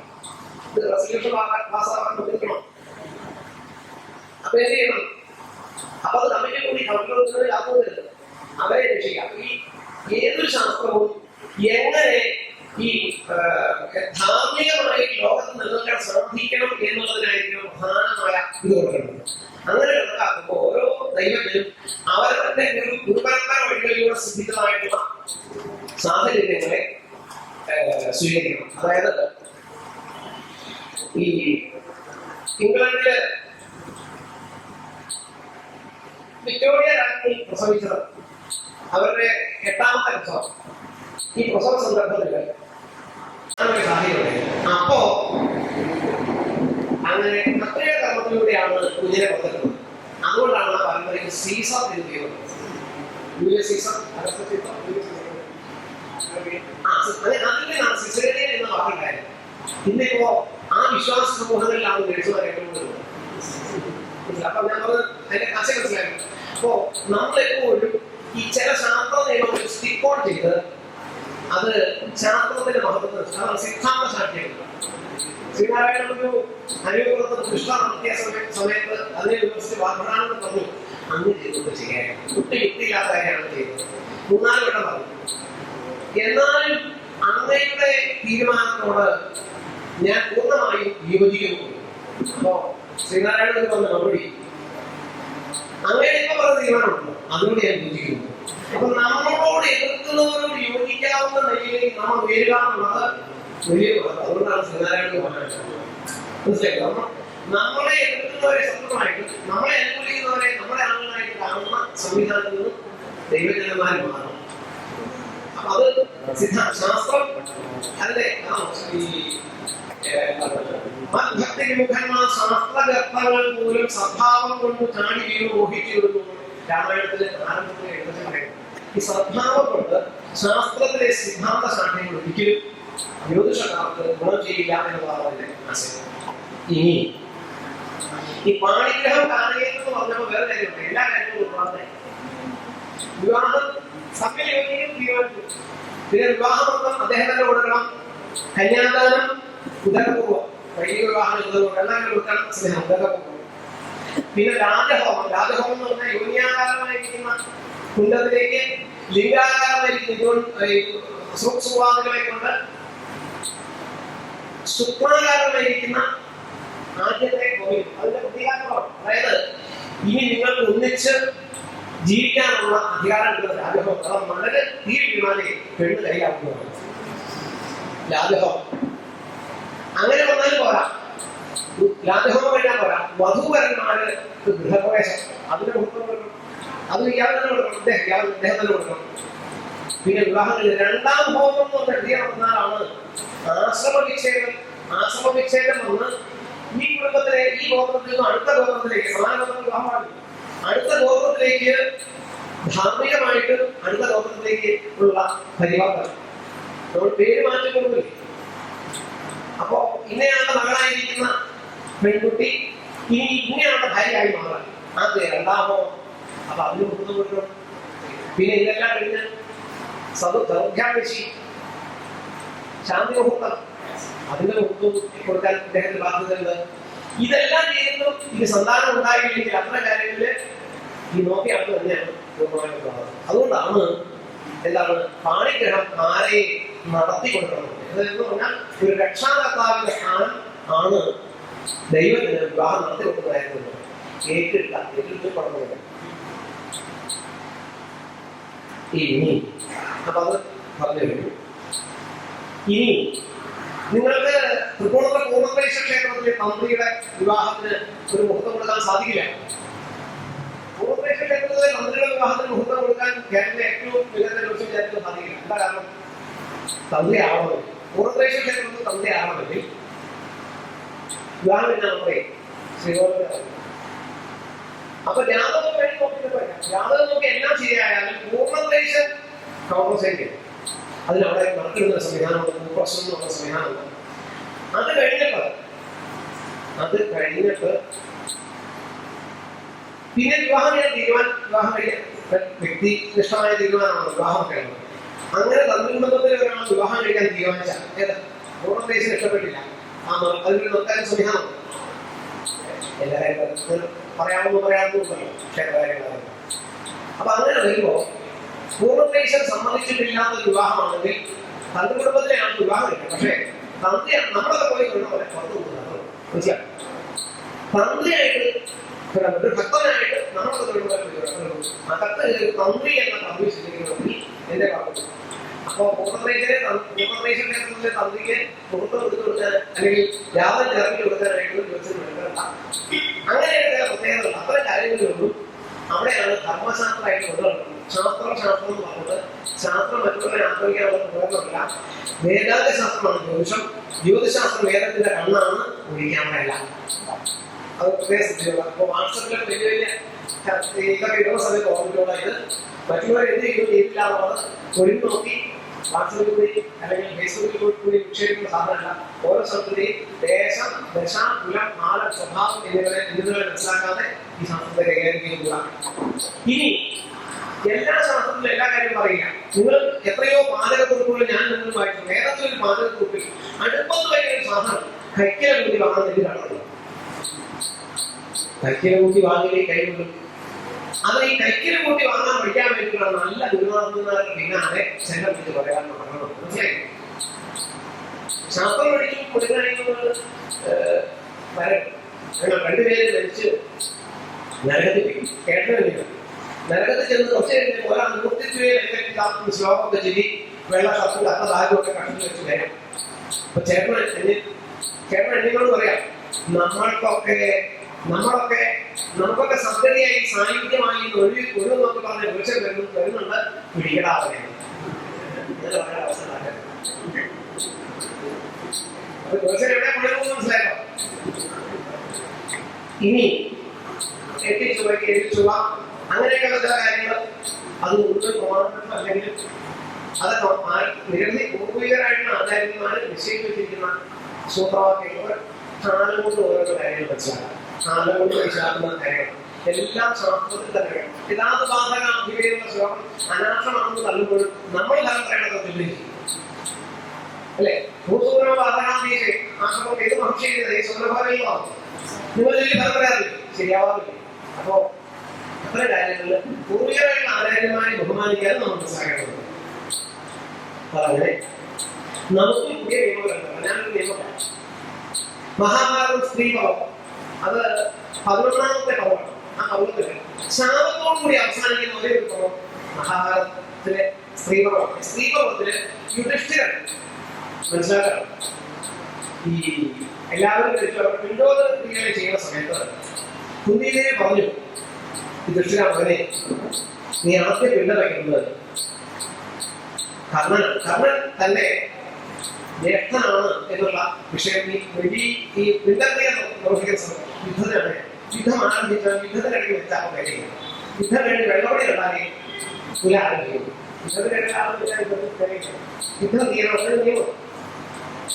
അപ്പൊ പെലയെ കൊണ്ട് വിധിപ്രകാരം പിണ്ട വയ്ക്കുന്ന സമയത്ത് അമ്മ പറഞ്ഞു. അപ്പൊ യുധിഷ്ഠിരന് ഇത് കഴിഞ്ഞ് ഈ വീഴ്ച കഴിഞ്ഞ് ദ്രൗപദിയോട് പോയി പറയാൻ തെരഞ്ഞെടുത്തു. അമ്മ താൻ മാത്രമാണ് പറഞ്ഞിരിക്കുന്നത്. ഇത് ഭാര്യയോട് പറയാൻ നിങ്ങൾക്ക് തോന്നാൻ ചില കാര്യങ്ങൾ അറിയിക്കും. ഭാര്യയോട് പറയണമെന്നാണ് അദ്ദേഹത്തിന് തോന്നി. അപ്പൊ ഇതെല്ലാം എന്റെ ദീക്ഷയൊക്കെ പിടി ഇദ്ദേഹം വളരെ ഒരു പുതിയ കാര്യം പറയുന്നത് പറഞ്ഞു. അറിയോ, ഈ കർണൻ നമ്മുടെ ചേട്ടനാണ്, അമ്മ പറഞ്ഞു. അപ്പൊ ദ്രൗപദി പറഞ്ഞു, അയ്യോ ഇത് വിവാഹം കഴിഞ്ഞാൽ പിറ്റേ ദിവസം കുന്തി മാതാവ് എന്നോട് പറഞ്ഞിരുന്നു. ഇത് കേട്ടപ്പോ ധർമ്മിഷ്ഠനായ യുധിഷ്ഠിരൻ ദേഷ്യപ്പെട്ടു. യുധിഷ്ഠിരൻ ലോകത്തെ ശക്തി 2 ശാപങ്ങൾ. ഒന്നാണ് സ്ത്രീകൾക്ക് രഹസ്യം സൂക്ഷിക്കാണ് കഴിക്കാതെ. രണ്ടാമത്തെ ശാപം അമ്മായിയമ്മപ്പോലും അമ്മായിയെ പെണ്ണാവട്ടെ. പക്ഷെ സ്ത്രീകൾ അമ്മ ഈ തമ്മിലും ഇത്രയും കാലം വളർത്തി വലുതാക്കിയ കൂടെ ഈ മകനോട് പറയാത്ത കാര്യം ഇന്നലെ വന്ന പെൺകുട്ടിയോട് പറഞ്ഞു. അപ്പൊ അതിനാണ് പെൻഷൻ അദ്ദേഹം യോജിക്കാതെ പറഞ്ഞത്. അതിനൊരു പരിഹാരം പറയട്ടെ. അതാണ് വിവാഹപ്രശ്നവും വിക്രമാസംഹിതവും ശനൈശ്വരവും വിശദ വിഭജന പിതൃവ്യ മതവിശ്വാസ സത്യവും പകരം ജനിച്ച പുരുഷന്റെ പിതൃകാരൻ സൂര്യനും മാതൃകാരൻ ചന്ദ്രനും ശുക്രനാണ്. രാത്രി ജനിച്ച പുരുഷന്റെ രാത്രി ജനിച്ച ആളുടെ ജാതകയുടെ പിതൃകാരൻ ശനി മാതൃകാരൻ ചന്ദ്രനുണ്ട്. അപ്പൊ എപ്പോഴും പകല് ജനിച്ച ഈ ശാപത്തിന്റെ പരിഹാരം പകല് ജനിച്ച പുരുഷൻ പകല് ജനിച്ച സ്ത്രീകളെ വിവാഹം ചെയ്യണം. അപ്പോ ഈ കാരകങ്ങൾ സത്യങ്ങളാവും. ഇല്ലെങ്കിൽ പകൽ രാത്രിയായിട്ട് ഒരാളുടെ പിതൃകാരൻ സൂര്യനും മറ്റൊരാളുടെ പിതൃകാരൻ ശനിയായിരിക്കും. ഒരാളുടെ പിതൃകാരൻ ശുക്രനും ഒരാളുടെ മാതൃകാരൻ ശുക്രനും മറ്റൊരാളുടെ ചന്ദ്രനായിരിക്കും. ശുക്രൻ അങ്ങനെയൊക്കെ പ്രയാസങ്ങൾ വരാൻ സാധ്യതയുണ്ട്. അപ്പൊ അതുകൊണ്ട് വരാൻ മുതൽ അങ്ങനെ ഒരു പരിഹാരം നിങ്ങൾ പരീക്ഷയിൽ നോക്കാവുന്നതാണ്. പകൽ ജനിച്ച സ്ത്രീക്ക് പകൽ ജനിച്ച ജീവകാര്യത്തെ കണ്ടെത്തട്ടെ. അങ്ങനെ വരാഹപരങ്ങൾ നമുക്ക് ചെയ്യാൻ പറ്റില്ല. ഇനി വരാഹപര നമ്മൾ മരിച്ചു ഒരു വർഷത്തിനുള്ളിൽ മരിച്ചു പോകും എന്ന് പറയുന്ന യോഗത്തിൽ പോലും ഭ്രമണ വികസിതം എന്ന വൃത്തമുണ്ട്. സ്വപ്നം വൃത്തവിചിത്രം അർത്ഥകൂടം യോഗസ്ഥാനം നിരവധി പേരിന ചന്ദ്രേശ്വരവാദ അനുഗ്രഹം അഥവാ പാമേ കൃത്തെ നിരവധി മരണം വർഷസ്യാന്ത കിടന്നു. ചന്ദ്രൻ 13 പ്രാവശ്യം കറങ്ങുന്ന സമയത്ത് ജാതകത്തിൽ നിന്ന് ആ നിന്ന സമയത്ത് ജാതകത്തില് ചന്ദ്രൻ നിന്ന രാശിയിലോ ജാതകത്തിലെ ഏറ്റവും ബലവാനായിട്ട് ഗ്രഹിക്കുന്ന രാശിയിലോ ലഗ്നരാശിയിലോ ചന്ദ്രൻ ജ്ഞാനവശാൽ സഞ്ചരിക്കുന്ന കാലത്ത് ഈ ചന്ദ്രൻ ഏറ്റവും കൂടുതൽ ബലവാനായിട്ട് ഏറ്റവും ബലവാനായിട്ട് മാതൃഷ്ടി സംഭവിക്കുകയും ചെയ്യുന്ന സമയത്തായിരിക്കും ഈ 13 ഘട്ടം കാലങ്ങളിൽ സദ്യോഗം സംഭവിക്കുക. ഈ ഒരു വർഷത്തിൽ എപ്പോൾ സംഭവിക്കുന്നത്? ഏറ്റവും അവസാനത്തെ ആദ്യം സന്ധ്യായാധിപതിഹോരാണ് ആരംഭിച്ചിട്ട് സുധാമതമായി 12 യോഗങ്ങളിൽ ഒരു വർഷത്തിനുള്ളിൽ വലിയ യോഗം പറഞ്ഞിട്ട് അവസാനത്തെ ആ യോഗത്തിൽ പറയാണ് ശുഭഗ്രഹമാണ് വൃത്തി ചെയ്യുന്നതെങ്കിൽ ഭാവയെ ദൃഷ്ടിയെ നിരവധി വന്ന വർഷസ്യാന്നൊക്കെ ഭാവയുടെ ദൃഷ്ടി ചെയ്താൽ മരിക്കുമെന്ന് പറയുന്നത് തിരിച്ചു ചിന്തിക്കാം. ശുഭഗ്രഹമാണ് വൃത്തി ചെയ്യുന്നതെങ്കിൽ എല്ലാ ഭോഗസുഖങ്ങളും അനുഭവിച്ച ജീവിക്കുന്ന കാരണം ഭ്രമതി കുസുമം ഭ്രമണം എന്ന് പറഞ്ഞാൽ ഭ്രമതി കുസുമം ഓരോ പൂവിൽ നിന്നും തേൻ ആസ്വദിച്ച് കുടിക്കുന്ന ജീവിയാണ് ഭ്രമണം.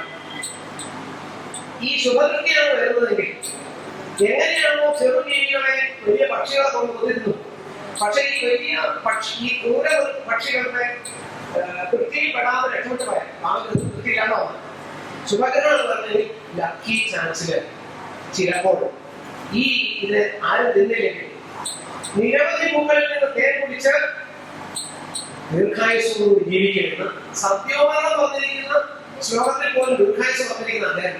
അപ്പൊ അതുകൊണ്ട് നിങ്ങൾ മനസ്സിലാക്കണം, അത് പെട്ടെന്ന് മരിക്കും, പെട്ടെന്ന് ഭാര്യ മരിക്കും, ഭർത്താവ് മരിക്കും, മറ്റുള്ളവരെ പേടിപ്പിക്കാതെ ശാസ്ത്രത്തെ മനസ്സിലാക്കി ആചാര്യത്തെ മനസ്സിലാക്കി വേണ്ടതുപോലെയൊക്കെ ചെയ്യാൻ സാധിക്കട്ടെ എന്ന് ആശംസിക്കുകയാണ്.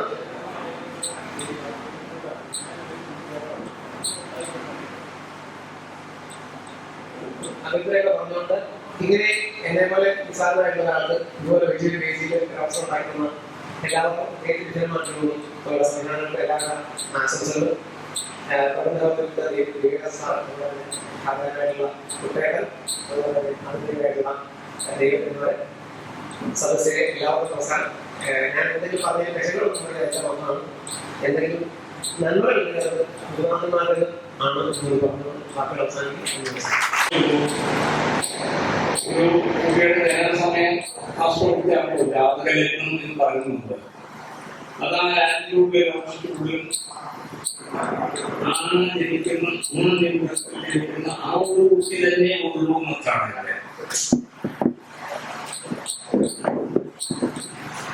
ആ ടൈമിൽ അത് മാത്രമേ എടുക്കുള്ളൂ അവകാശക്കാരെ. അതാണ് വലിയ ജാതക ലഗ്നത്തിന്റെ പ്രാധാന്യം. ആ ലാറ്റിറ്റ്യൂഡിൽ നോക്കിയിട്ടുള്ളൂ. സെക്കൻഡിൽ ജനിക്കുന്ന ഒറ്റ കുട്ടിയുണ്ട്. സമാനമായി ലോകത്ത് അമരില്ല. എത്ര കൊണ്ടുവന്ന് വെച്ചാലും സമാനാണില്ല.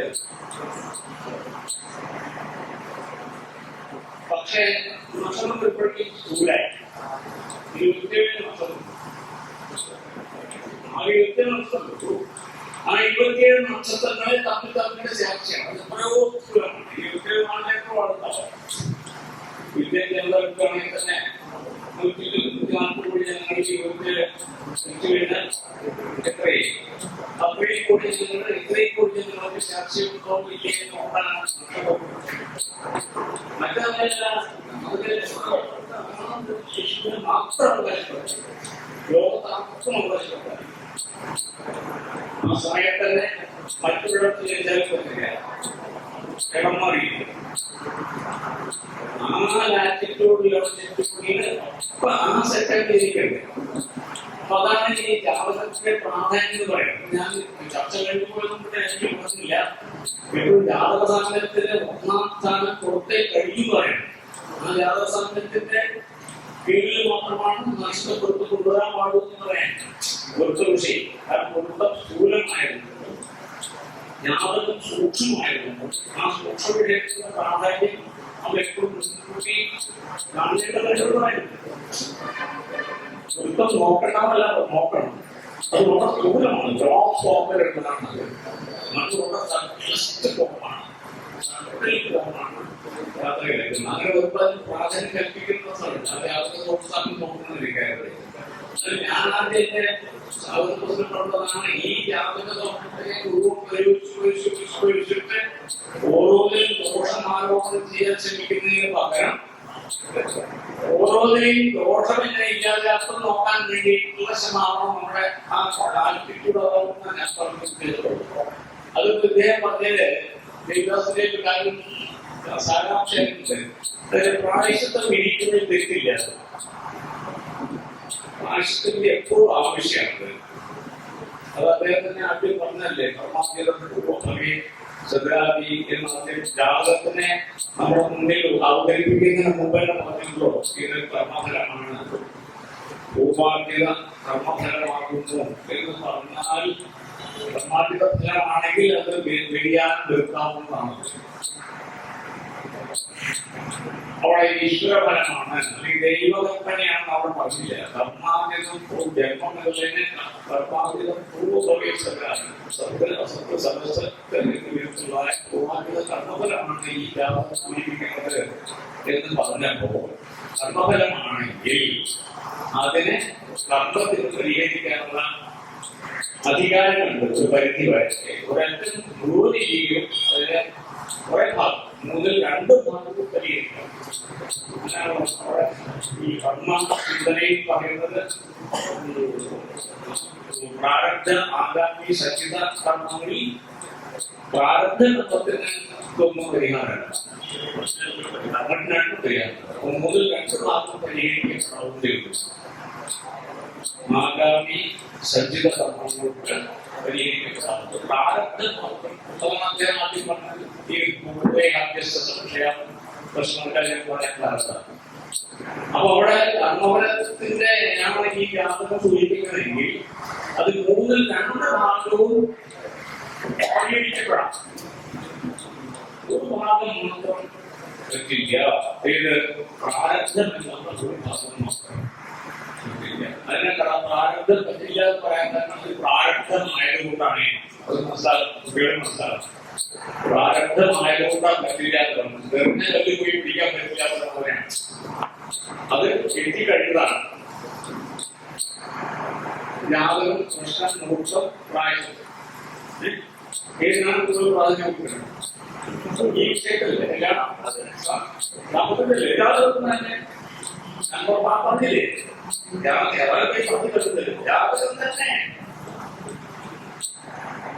തന്നെ ഈ വ്യക്തിക്ക് അവകാശപ്പെട്ടത് അത് മാത്രമാണ്. മനസ്സിലാക്കട്ടെ, ആവശ്യത്താണത്. അത് തന്നെ പിന്നെ അത് താഴെ വരുന്ന പ്രശ്നം സന്ദേഹത്തിലല്ലേ പ്രശ്നം വരുള്ളൂ. ഈ ജാതകത്തിന് തുല്യ മുഹൂർത്തം രണ്ടും ഒപ്പാണ്. ജാതകത്തിന്റെ മുഹൂർത്തം അത് മറ്റൊരു ജാതകമാണ്.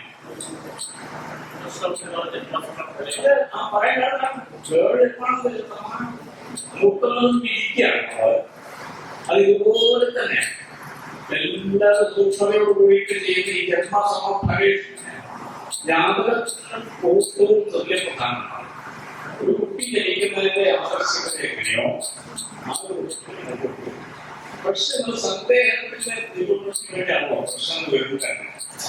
പ്രശ്നം കുട്ടിയിലേ വരുന്നത് സൂക്ഷ്മതയിൽ നമ്മളുടെ സന്ദേഹത്തിന്റെ ഘട്ടത്തിൽ വരുമ്പോൾ സംശയ ദൂരീകരണത്തിന് ആശയിക്കുന്ന ഒന്നാണ് പ്രശ്നം. പ്രശ്നം കൊണ്ട് ജാതകത്തെ നിഷേധിക്കാൻ പാടില്ല എന്ന പ്രൊഫഷന്റെ അഭിപ്രായം പോലെ പ്രശ്നം കൊണ്ട് ജാതകത്തെ നിഷേധിക്കാൻ പാടില്ല. അനുവർത്തിക്കപ്പെടും.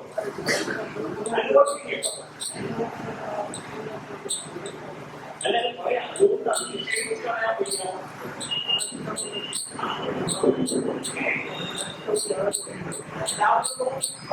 രണ്ട് ഭാഗം ആകെ പറഞ്ഞ ജാതകഫലത്തിന്റെ മൂന്നിൽ രണ്ട് ഭാഗം ഇരുന്ന മൂന്നില്ല.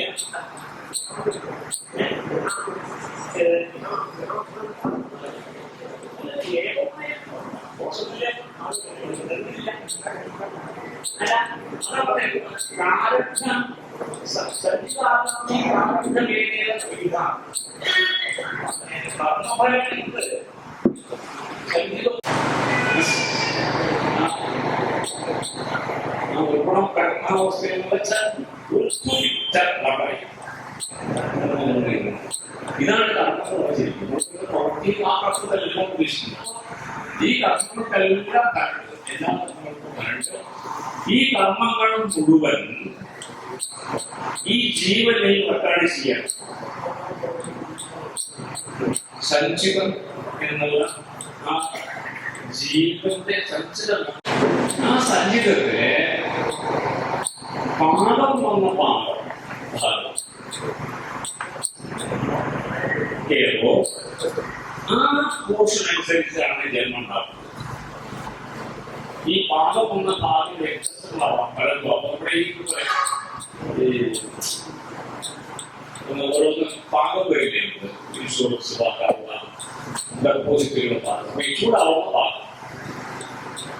മെച്ചൂർ പോർഷൻ ഓഫ് ദി കർമ്മ ഈസ് അപ്പൊ ആ പാകം വന്ന ഭാഗം എത്രയാണ് അതിന്റെ നീതിയുടെ ദൈർഘ്യം, ഗുണദോഷങ്ങള്, അനുഭവത്തി അതനുസരിച്ചാണ് ജന്മം കൊടുക്കുന്നതെന്നാണ്. ആ ഇത്ര കാലം അനുഭവിക്കാനുള്ള സഞ്ചിത പോഷൻ ഭാഗം മെച്ചൂർ പോഷൻ ഉണ്ടെങ്കിൽ അത്ര കാലം അനുഭവിക്കാവുന്ന ജീവിയാവും. 100 കൊല്ലം ജീവിക്കാവുന്ന ഒരു നായ ഉണ്ടാവില്ല, ഒരു കുതിര ഉണ്ടാവില്ല. അപ്പൊ അതിന് സാധ്യതയുള്ള അതിൽ തെരഞ്ഞെടുത്തു. പിന്നെ അതിന്റെ എക്സ്പീരിയൻസ് ഈ ഇതിലുള്ള ഈ സജ്ജത്തിൽ നിന്നൊക്കെ നോക്കോ എന്ത് കാര്യത്തിലൊക്കെ ചെയ്യാൻ പറ്റും. അതനുസരിച്ച് പാക്കിങ് വെച്ചിട്ടാണ് നമ്മളിൽ ഇറക്കിയില്ല. ഈ അനുഭവിച്ചു വരുന്നതാണ് പ്രാരബ്ധങ്ങൾ. ഈ പ്രാരബ്ധങ്ങൾ അനുഭവിക്കുമ്പോൾ ആഗമികം ഉണ്ടായിരിക്കുകയാണ്. നമ്മളിങ്ങനെ ഉണ്ടായി ഈ ആഗമികം മുഴുവൻ സഞ്ചരിച്ചു പോകും, ഈ ഡെപ്പോസിറ്റിൽ പോകും. അതങ്ങനെ ഒരു വളരെ രസകരമായ പ്രക്രിയയാണ്. ഈ നമ്മുടെ ഓരോ ജീവിതത്തിലുള്ള കർമ്മഫലം മുഴുവനായിട്ട് ചെയ്യും. കഴിഞ്ഞത്തെ ഫലം പറയാൻ പാടില്ല, അവിടെ തെറ്റിദ്ധാരണുണ്ട്, അത് പറയാൻ ഒരിക്കലും പാടില്ല. കഴിഞ്ഞത്തെ ഫലം ചെയ്യുന്നില്ല. ഏതോ ജന്മ അനേക കോടി ജന്മനാണെന്നാണ് അവിടെ പറയുന്നത്. അനേക കോടി ജന്മങ്ങളാൽ സമാധിക്കപ്പെട്ടിട്ടുള്ള ഈ സങ്കീർണത്തിന്റെ നെച്ചൂർ പോർഷൻ താങ്കളത്തിനനുസരിച്ച് ജന്മം ഉണ്ടാവും. അതാണ് കർമ്മഫലം ഈ പറയുന്നത്. അതാണ് അനുഭവത്തിന്റെ അനുഭവിച്ച് കൊണ്ടുപോകുന്നതാണ്. അത് കേന്ദ്രമല്ല. അതാണ് പ്രായശ്ചിത്തങ്ങളോ ഒന്നുകൊണ്ട് തന്നെ എന്റെ പാപം അനുഭവിക്കാൻ പറ്റുള്ളൂ. അത് മതത്തിനോട് വേണ്ടി വന്ന കാരണമാണ്. അതല്ലാത്തത് മറ്റു 2 ഭാഗങ്ങളാണെങ്കിൽ സഞ്ചിതജ്ഞാനേന സഞ്ചിതജ്ഞാനേന ജ്ഞാനം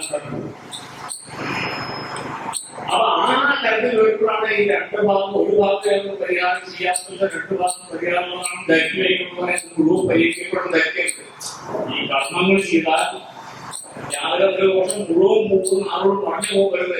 അപ്പൊ നമ്മുടെ അതുവരെ പറഞ്ഞ ശാസ്ത്രത്തിലേക്ക്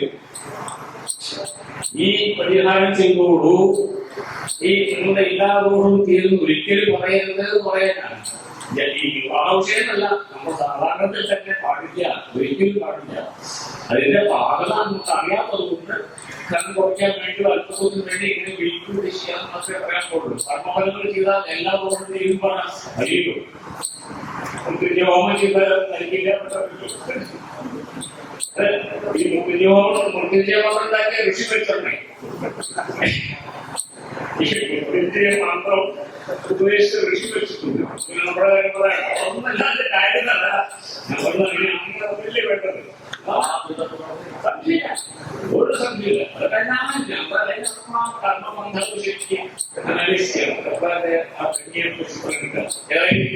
നമ്മൾ എല്ലാവരും പരിഹാരം ധരിക്കരുത്.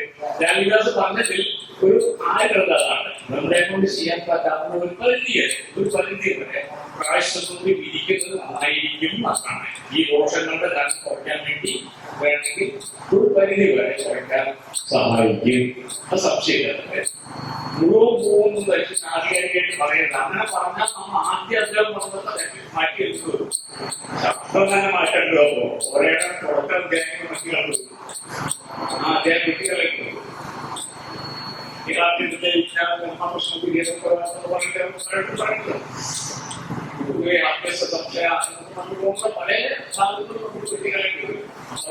അതിനൊന്നും ലംഘിക്കാൻ പാടില്ല. അതിനാണ് ഈ പോഷൻ. ഈ പ്രാരബ്ധ ആഗാമി സഞ്ചിത ഭാഗങ്ങളിൽ പ്രാരബ്ധ സഞ്ചിത ആഗാമി ഭാഗങ്ങൾക്ക് പ്രായശ്ചിത്തം പ്രായശ്ചിക്കുന്നത് ലഗ്നാലയത്തെ കാലത്തേക്ക് അത് പറഞ്ഞ സുമാലക്ഷണം അത് ചേർത്ത് വരുമ്പോൾ ഈ മറ്റേ പോയി ഞാൻ പറഞ്ഞില്ല.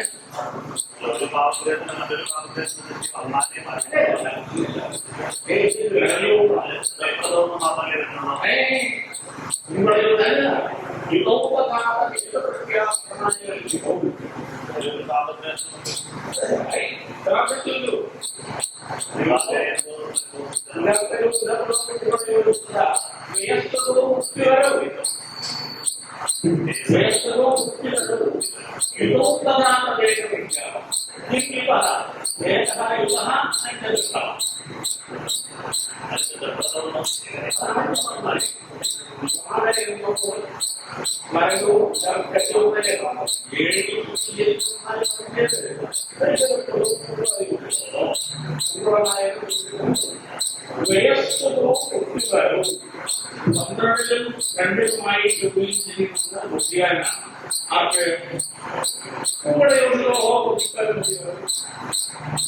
യുദ്ധവും സദാ തതേകരം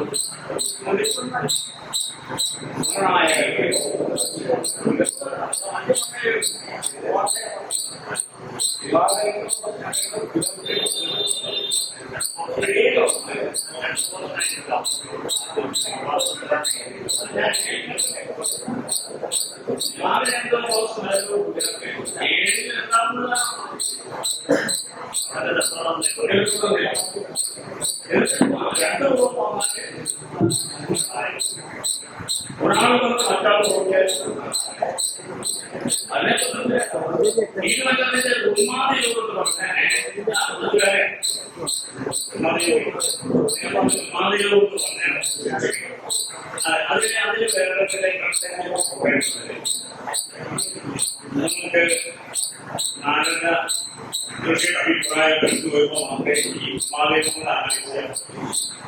ഈ മതിരൂപത്തിലെ തന്നെ പള്ളിയിലെ മതിരൂപത്തില് പെട്ടെന്ന് പറഞ്ഞ അതിനോട് ഭയങ്കര സംശയം മാറ്റിപ്പോയി. അത് നമുക്ക് അന്വേഷിക്കണമെങ്കിൽ എനിക്ക് നാരദ ഋഷിയെ സ്വീകരിച്ചാൽ മാത്രമേ ഉണ്ടാവുള്ളൂ. അതിന്റെ കാരണം അറിയും, അത് നിറയെ വൈകിട്ടുകളാണ്. നിറയെ വൈകിട്ട് ആ യോഗം തുടങ്ങുന്നത് എങ്ങനെയാണ്?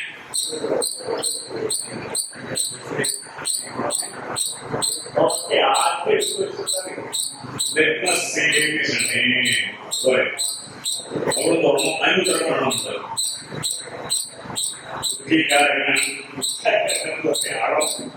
ലഗ്നത്തിൽ നിബലവാനായി കേന്ദ്രപരവാനായിട്ട് ആദ്യത്തെ കോമ്പണന്റ് ഉന്മാദത്തിന്റെ ആദ്യത്തെ പാർട്ടി വ്യത്യാസം അതെല്ലാം പറയാം. ഇവിടെ ഈ ഉന്മാദവും ഉണ്ടാക്കാനായിട്ട് ആദ്യത്തെ പാർട്ടിക്കുണ്ട് കോമ്പണന്റ് പറയുന്നത് അത് എടുത്തു വെച്ചു. അതെന്താണല്ലോ ലഗ്നസേന പറയാൻ പോകുന്ന യോഗം അറിയും. ഇതിനെ വൈദ്യുതി അതെങ്ങനെ ചോദ്യങ്ങൾ വരും. അതാ ശരിക്കും അഭിപ്രായങ്ങൾ അവിടെ പരിശുദ്ധ ആ എല്ലാ വ്യാഴം പറഞ്ഞിട്ടത് എല്ലാ വ്യാഴം അത് നാരദർശി വേറെ പറയുന്ന സമയത്ത് നാരദന്റെ അഭിപ്രായത്തിൽ പറയുന്നത് എല്ലാ വ്യാഴത്തിലും ആ വ്യാഴത്തിന്റെ ക്വാളിറ്റി ആദ്യം അതുപോലെ തന്നെയാണ് ഈ മന്ത്രിയുടെ ഉന്മാദയോഗത്തിന്റെ കാര്യം നമ്മൾ ഒരു ദിവസത്തെ ചർച്ചയ്ക്കാവണം. ഒരു ദിവസത്തെ ചർച്ചയ്ക്ക് വേണം. മന്ത്രിയുടെ അതായത് സംഭവം ഈ മന്ത്രി അത് ഞാനൊരു ടെക്സ്റ്റ് ഡോസ് തോന്നുന്നേ ഉള്ളൂ. ഇതൊന്നും ആലോചിച്ചാൽ പറ്റുന്നില്ല. വിദ്വാൻ, ബുദ്ധിമാൻ എന്നൊക്കെ അതുവരെ പറഞ്ഞു വെച്ചിട്ടുള്ള ആളെ കൊണ്ടാണ് ആദ്യ ഭ്രാന്തൻ പറയുന്നത്. അതുകൊണ്ട് ആ ശാസ്ത്രമോ അല്ലെ നിബലവാന്റെ ലക്ഷത്തിലാണ് ആളെക്കാണ് ആദ്യ ഭ്രാന്തൻ എന്ന് പറയുന്നത്. ആദ്യത്തെ പുറത്താണ് എടുത്തത്. പിന്നെ അതിന്റെ നേരെയാണ് രണ്ടാമത്തെ എടുത്ത് വെക്കുമ്പോ ഫിസിക്കലി ഭ്രാന്തി കിട്ടിയപ്പോ ആദ്യം എടുത്തു വെച്ച സംഭവം പിന്നെ അപ്പുറത്ത് വെച്ച് എടുത്തു വെച്ചു. ഒരു ശരി എടുത്തു വെച്ചിട്ടാണ് പ്രാർത്ഥന വൈകും. അങ്ങനെ വളരെ ഞാൻ പൂവാതങ്ങൾ മുഴുവൻ എടുത്തതാണ്.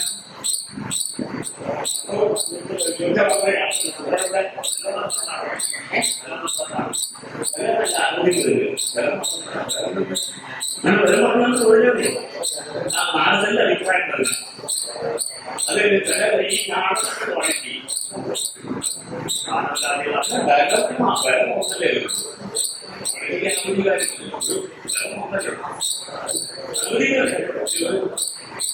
പിന്നെ ഇപ്പോൾ ഈ കാലഘട്ടത്തിൽ എന്നെ സംബന്ധിച്ച് നോക്കട്ടെ എങ്ങനെ പക്ഷെ ഗവൺമെന്റ് പറഞ്ഞല്ലേ ഇതിൽ ഓരോ കാണുമ്പോൾ നമ്മൾ ഗവൺമെന്റുമായി ഉദ്ദേശിക്കുന്ന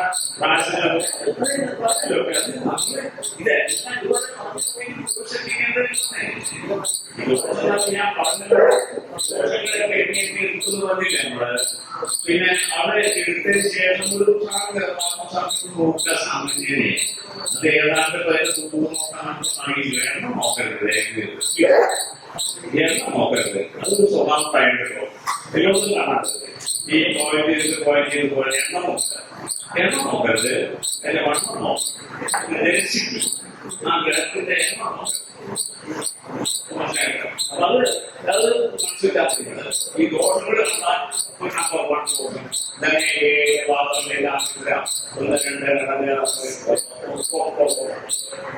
നമ്പർ 1 ഇതിൽ ദോഷം സ്വന്തങ്ങളുണ്ട്, അതിൽ ദോഷം രണ്ടെണ്ണേ ഉള്ളൂ.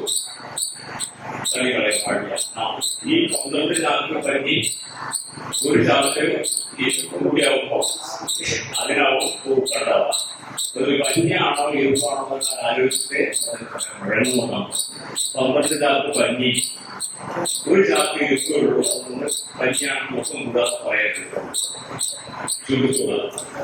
ശരിക്കും എണ്ണ പോകാൻ പാടില്ല. ഡെൻസിറ്റി ഓടത്തിന്റെ അത് പഠിക്കുമ്പോൾ നിങ്ങൾക്ക് മനസ്സിലാവും. നമ്മൾ പഠിക്കുമ്പോഴേ മനസ്സിലാവും.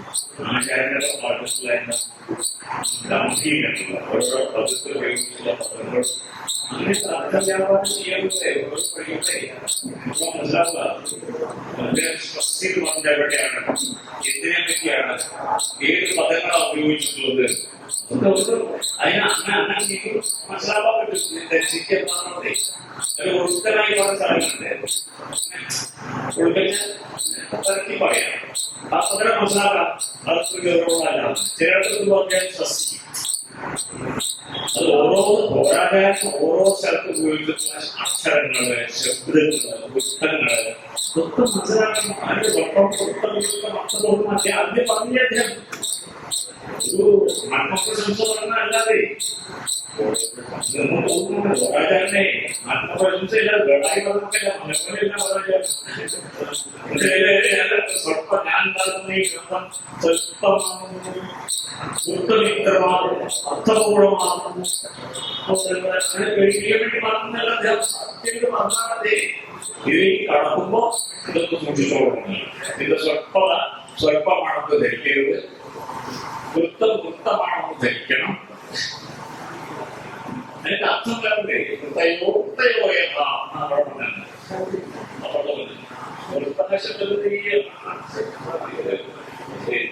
ആരംഭിച്ചുള്ള വൃത്തമല്ല അർത്ഥമുണ്ട്. വൃത്തയോ വൃത്തയാണ്. മറ്റൊരു പറയുന്നുണ്ട്, കാവ്യാക്ഷത്തിൽ കണ്ടു ശബ്ദാർത്ഥവും മുക്തിരാഖ്യാനവും ജീവിതം വൈഭവം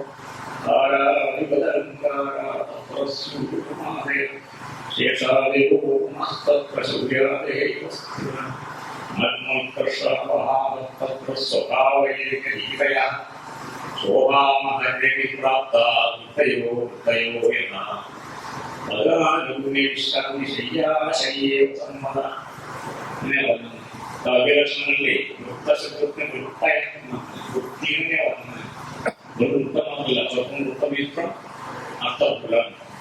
അത് ഇത് മനസ്സിലാക്കാൻ വേണ്ടിയിട്ടാ. ഓരോ അത് പരിശോധിച്ചറിയാതെ ഓരോരോ രക്ഷയോടുള്ള ശേഖരഗതിയുള്ള വൃത്തങ്ങൾ ഒരേ സദ്യവും ലക്ഷണമില്ലേ? ആ സദ്യവും ശേഖരഗതി വൃത്തങ്ങൾ വിവാഹ വിഷയമാണ്. മന്ദാൻ പ്രാന്താരി വൃത്തങ്ങൾ വിവാഹ സ്വഭാവം നോക്കുമ്പോൾ മന്ദാരി മനോഹര വൃത്തങ്ങളാണ് അവിടെ വിഷയങ്ങളുണ്ട്. ഇഷ്ടങ്ങളായ ഇതിന് പാമ്പൊക്കെ മനസ്സിലാക്കുന്നു. ഇവിടെ ശരി ശ്രീരാമനും മേടലെത്തണം ചൊവ്വ 7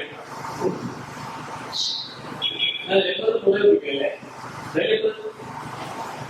ശ്രീരാമനും മേടലെത്തണം. ലഗ്നത്തിൽ ബുധൻ ചൊവ്വ 7 ശനി. ഈ ശ്രീരാമനോട് ചേർന്ന് കുശലത്തിനാണ് നിലനിൽക്കുന്നില്ല. എന്തുകൊണ്ട് മുന്നിൽ പോകാൻ പറ്റും ഒന്നും നേടിയിട്ടാണ് നിങ്ങളുടെ ലഗ്നത്തിൽ ബുധൻ ചോദ്യം ചോദ്യം ശരിയാ.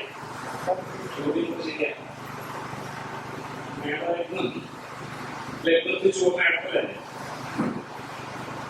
7 ശനി ലാപ്പിലല്ലേ ചോദ്യാർത്ഥം. അവിടെയാണ് നമ്മൾ വീണ്ടും തിരിച്ചറിയുകയാണ്. നേരത്തെ പറഞ്ഞ യോഗാണ് യുഗവും തഥാ അതേ കഥയ്ക്കാണ്. ഉച്ചക്കും പറഞ്ഞിട്ടില്ല. അവിടെ ഉച്ചായങ്ങളുടെ സ്വന്തക്കാരനോട് പറഞ്ഞില്ല. യുഗവും തഥാ അതേ കഥയ്ക്ക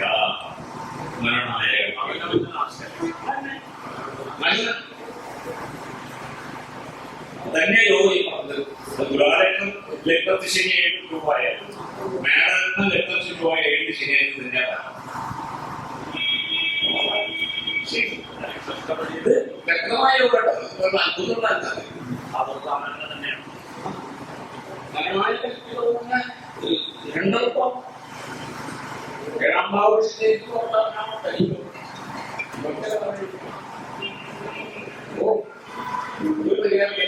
പരിഹാരമല്ല അല്ലേ?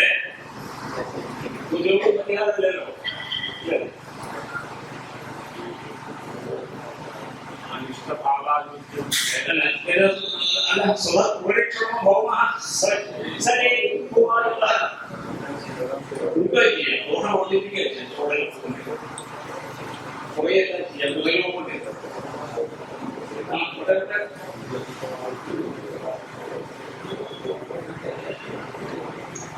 പിന്നെ പ്രശ്നത്തിൽ ആളുകൾ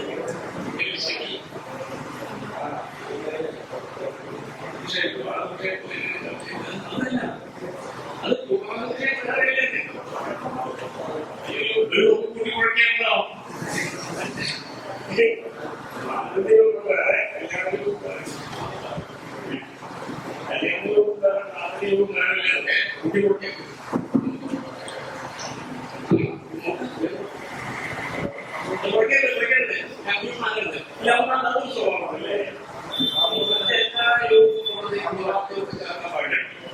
ജാതക വിഷയത്തിൽ പറഞ്ഞത് മാത്രമേ അവർ പാടുള്ളൂ.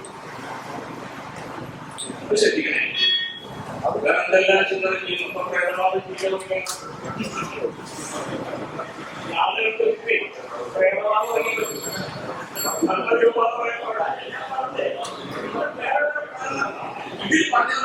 അപ്പൊ അർത്ഥമില്ല.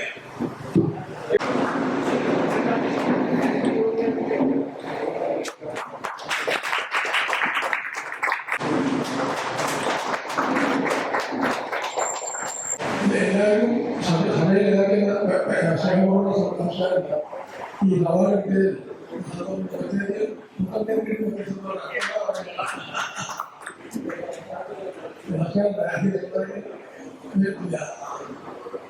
സംസാരിച്ച് പ്രസംഗിച്ച് നടന്നതുകൊണ്ട് അന്വേഷിച്ചതേ അറിയില്ല.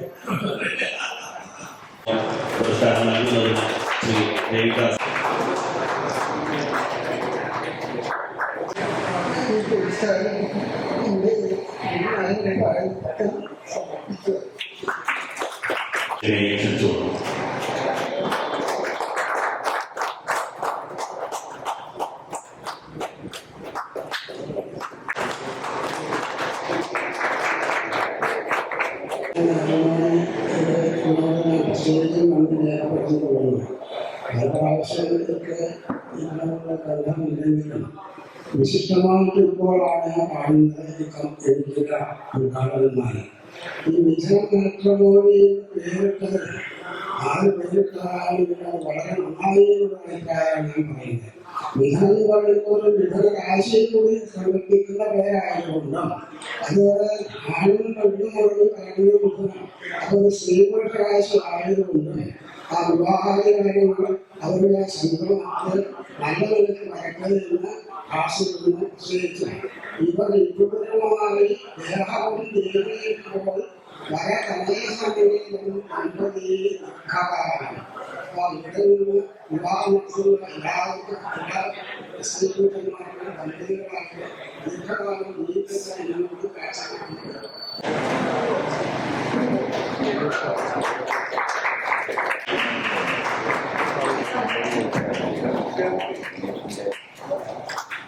വളരെ നന്ദി.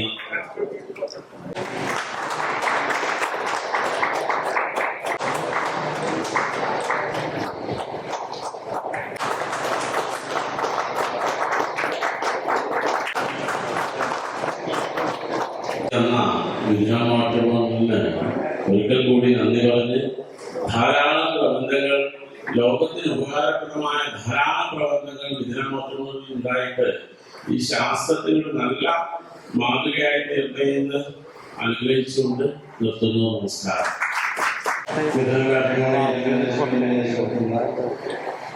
ഒരു പദ്ധതിയുടെ ഈ മൂന്നാം സെമിനാർ വളരെ ഭംഗിയാക്കി തീർക്കാൻ സഹകരിച്ച എല്ലാവർക്കും നന്ദി രേഖപ്പെടുത്തുന്നു. ആദ്യമായി സ്വാഗതം ചൊല്ലിയ പ്രാർത്ഥന ചൊല്ലിയ ശ്രീ കീഴുള്ളവർക്ക് അദ്ദേഹം നന്ദി പറയുന്നു. സ്വാഗതം നിർവഹിച്ച ശ്രീ ഗിരിജൻ മാസ്റ്റർ അവർക്ക് പ്രത്യേകം നന്ദി പറയുന്നു. അധ്യക്ഷത വഹിക്കാമെന്ന് താമരശ്ശേരി അദ്ദേഹം എത്താൻ സാധിച്ചില്ലെങ്കിലും അദ്ദേഹത്തിന്റെ അഭാവത്തിനും അദ്ദേഹത്തിന് ഉദ്ഘാടനം അതേപ്രകാരം അധ്യക്ഷതയും ഈ സാഹചര്യത്തിൽ അത് വളരെ ഭംഗിയായിട്ടെടുത്ത കൂട്ടുകാരൻ പ്രത്യേകം നന്ദി പറയുന്നു. പ്രബന്ധം അവതരിപ്പിച്ച ഏഴക്കാട് ദേവിദാസേട്ടനും പ്രത്യേകം നന്ദി പറയുന്നു. പ്രബന്ധം ഭംഗിയായി ചെയ്ത ശ്രീ പ്രദീപ് നമ്പൂതിരി തിരുവനന്തപുരം പ്രത്യേകം നന്ദി പറയുന്നു. ഞങ്ങളുടെ അഭിപ്രായം മാനിച്ചുകൊണ്ട് ഇത്രയും നേരം ഈ ഒരു വലിയ സാഹചര്യത്തിൽ നിന്ന ശ്രീ ഗോപേശ്വരൻ പണിക്കർ വഴി ശ്രീ നാരായണ മേശി മാസ്റ്റർ വഴി ശ്രീ ഭാസ്കര പണിക്കർ മണർക്കാർ എന്നിവർ ഗുരുശ്രേഷ്ഠന്മാർക്ക് പ്രത്യേകം നന്ദി പറയുന്നു.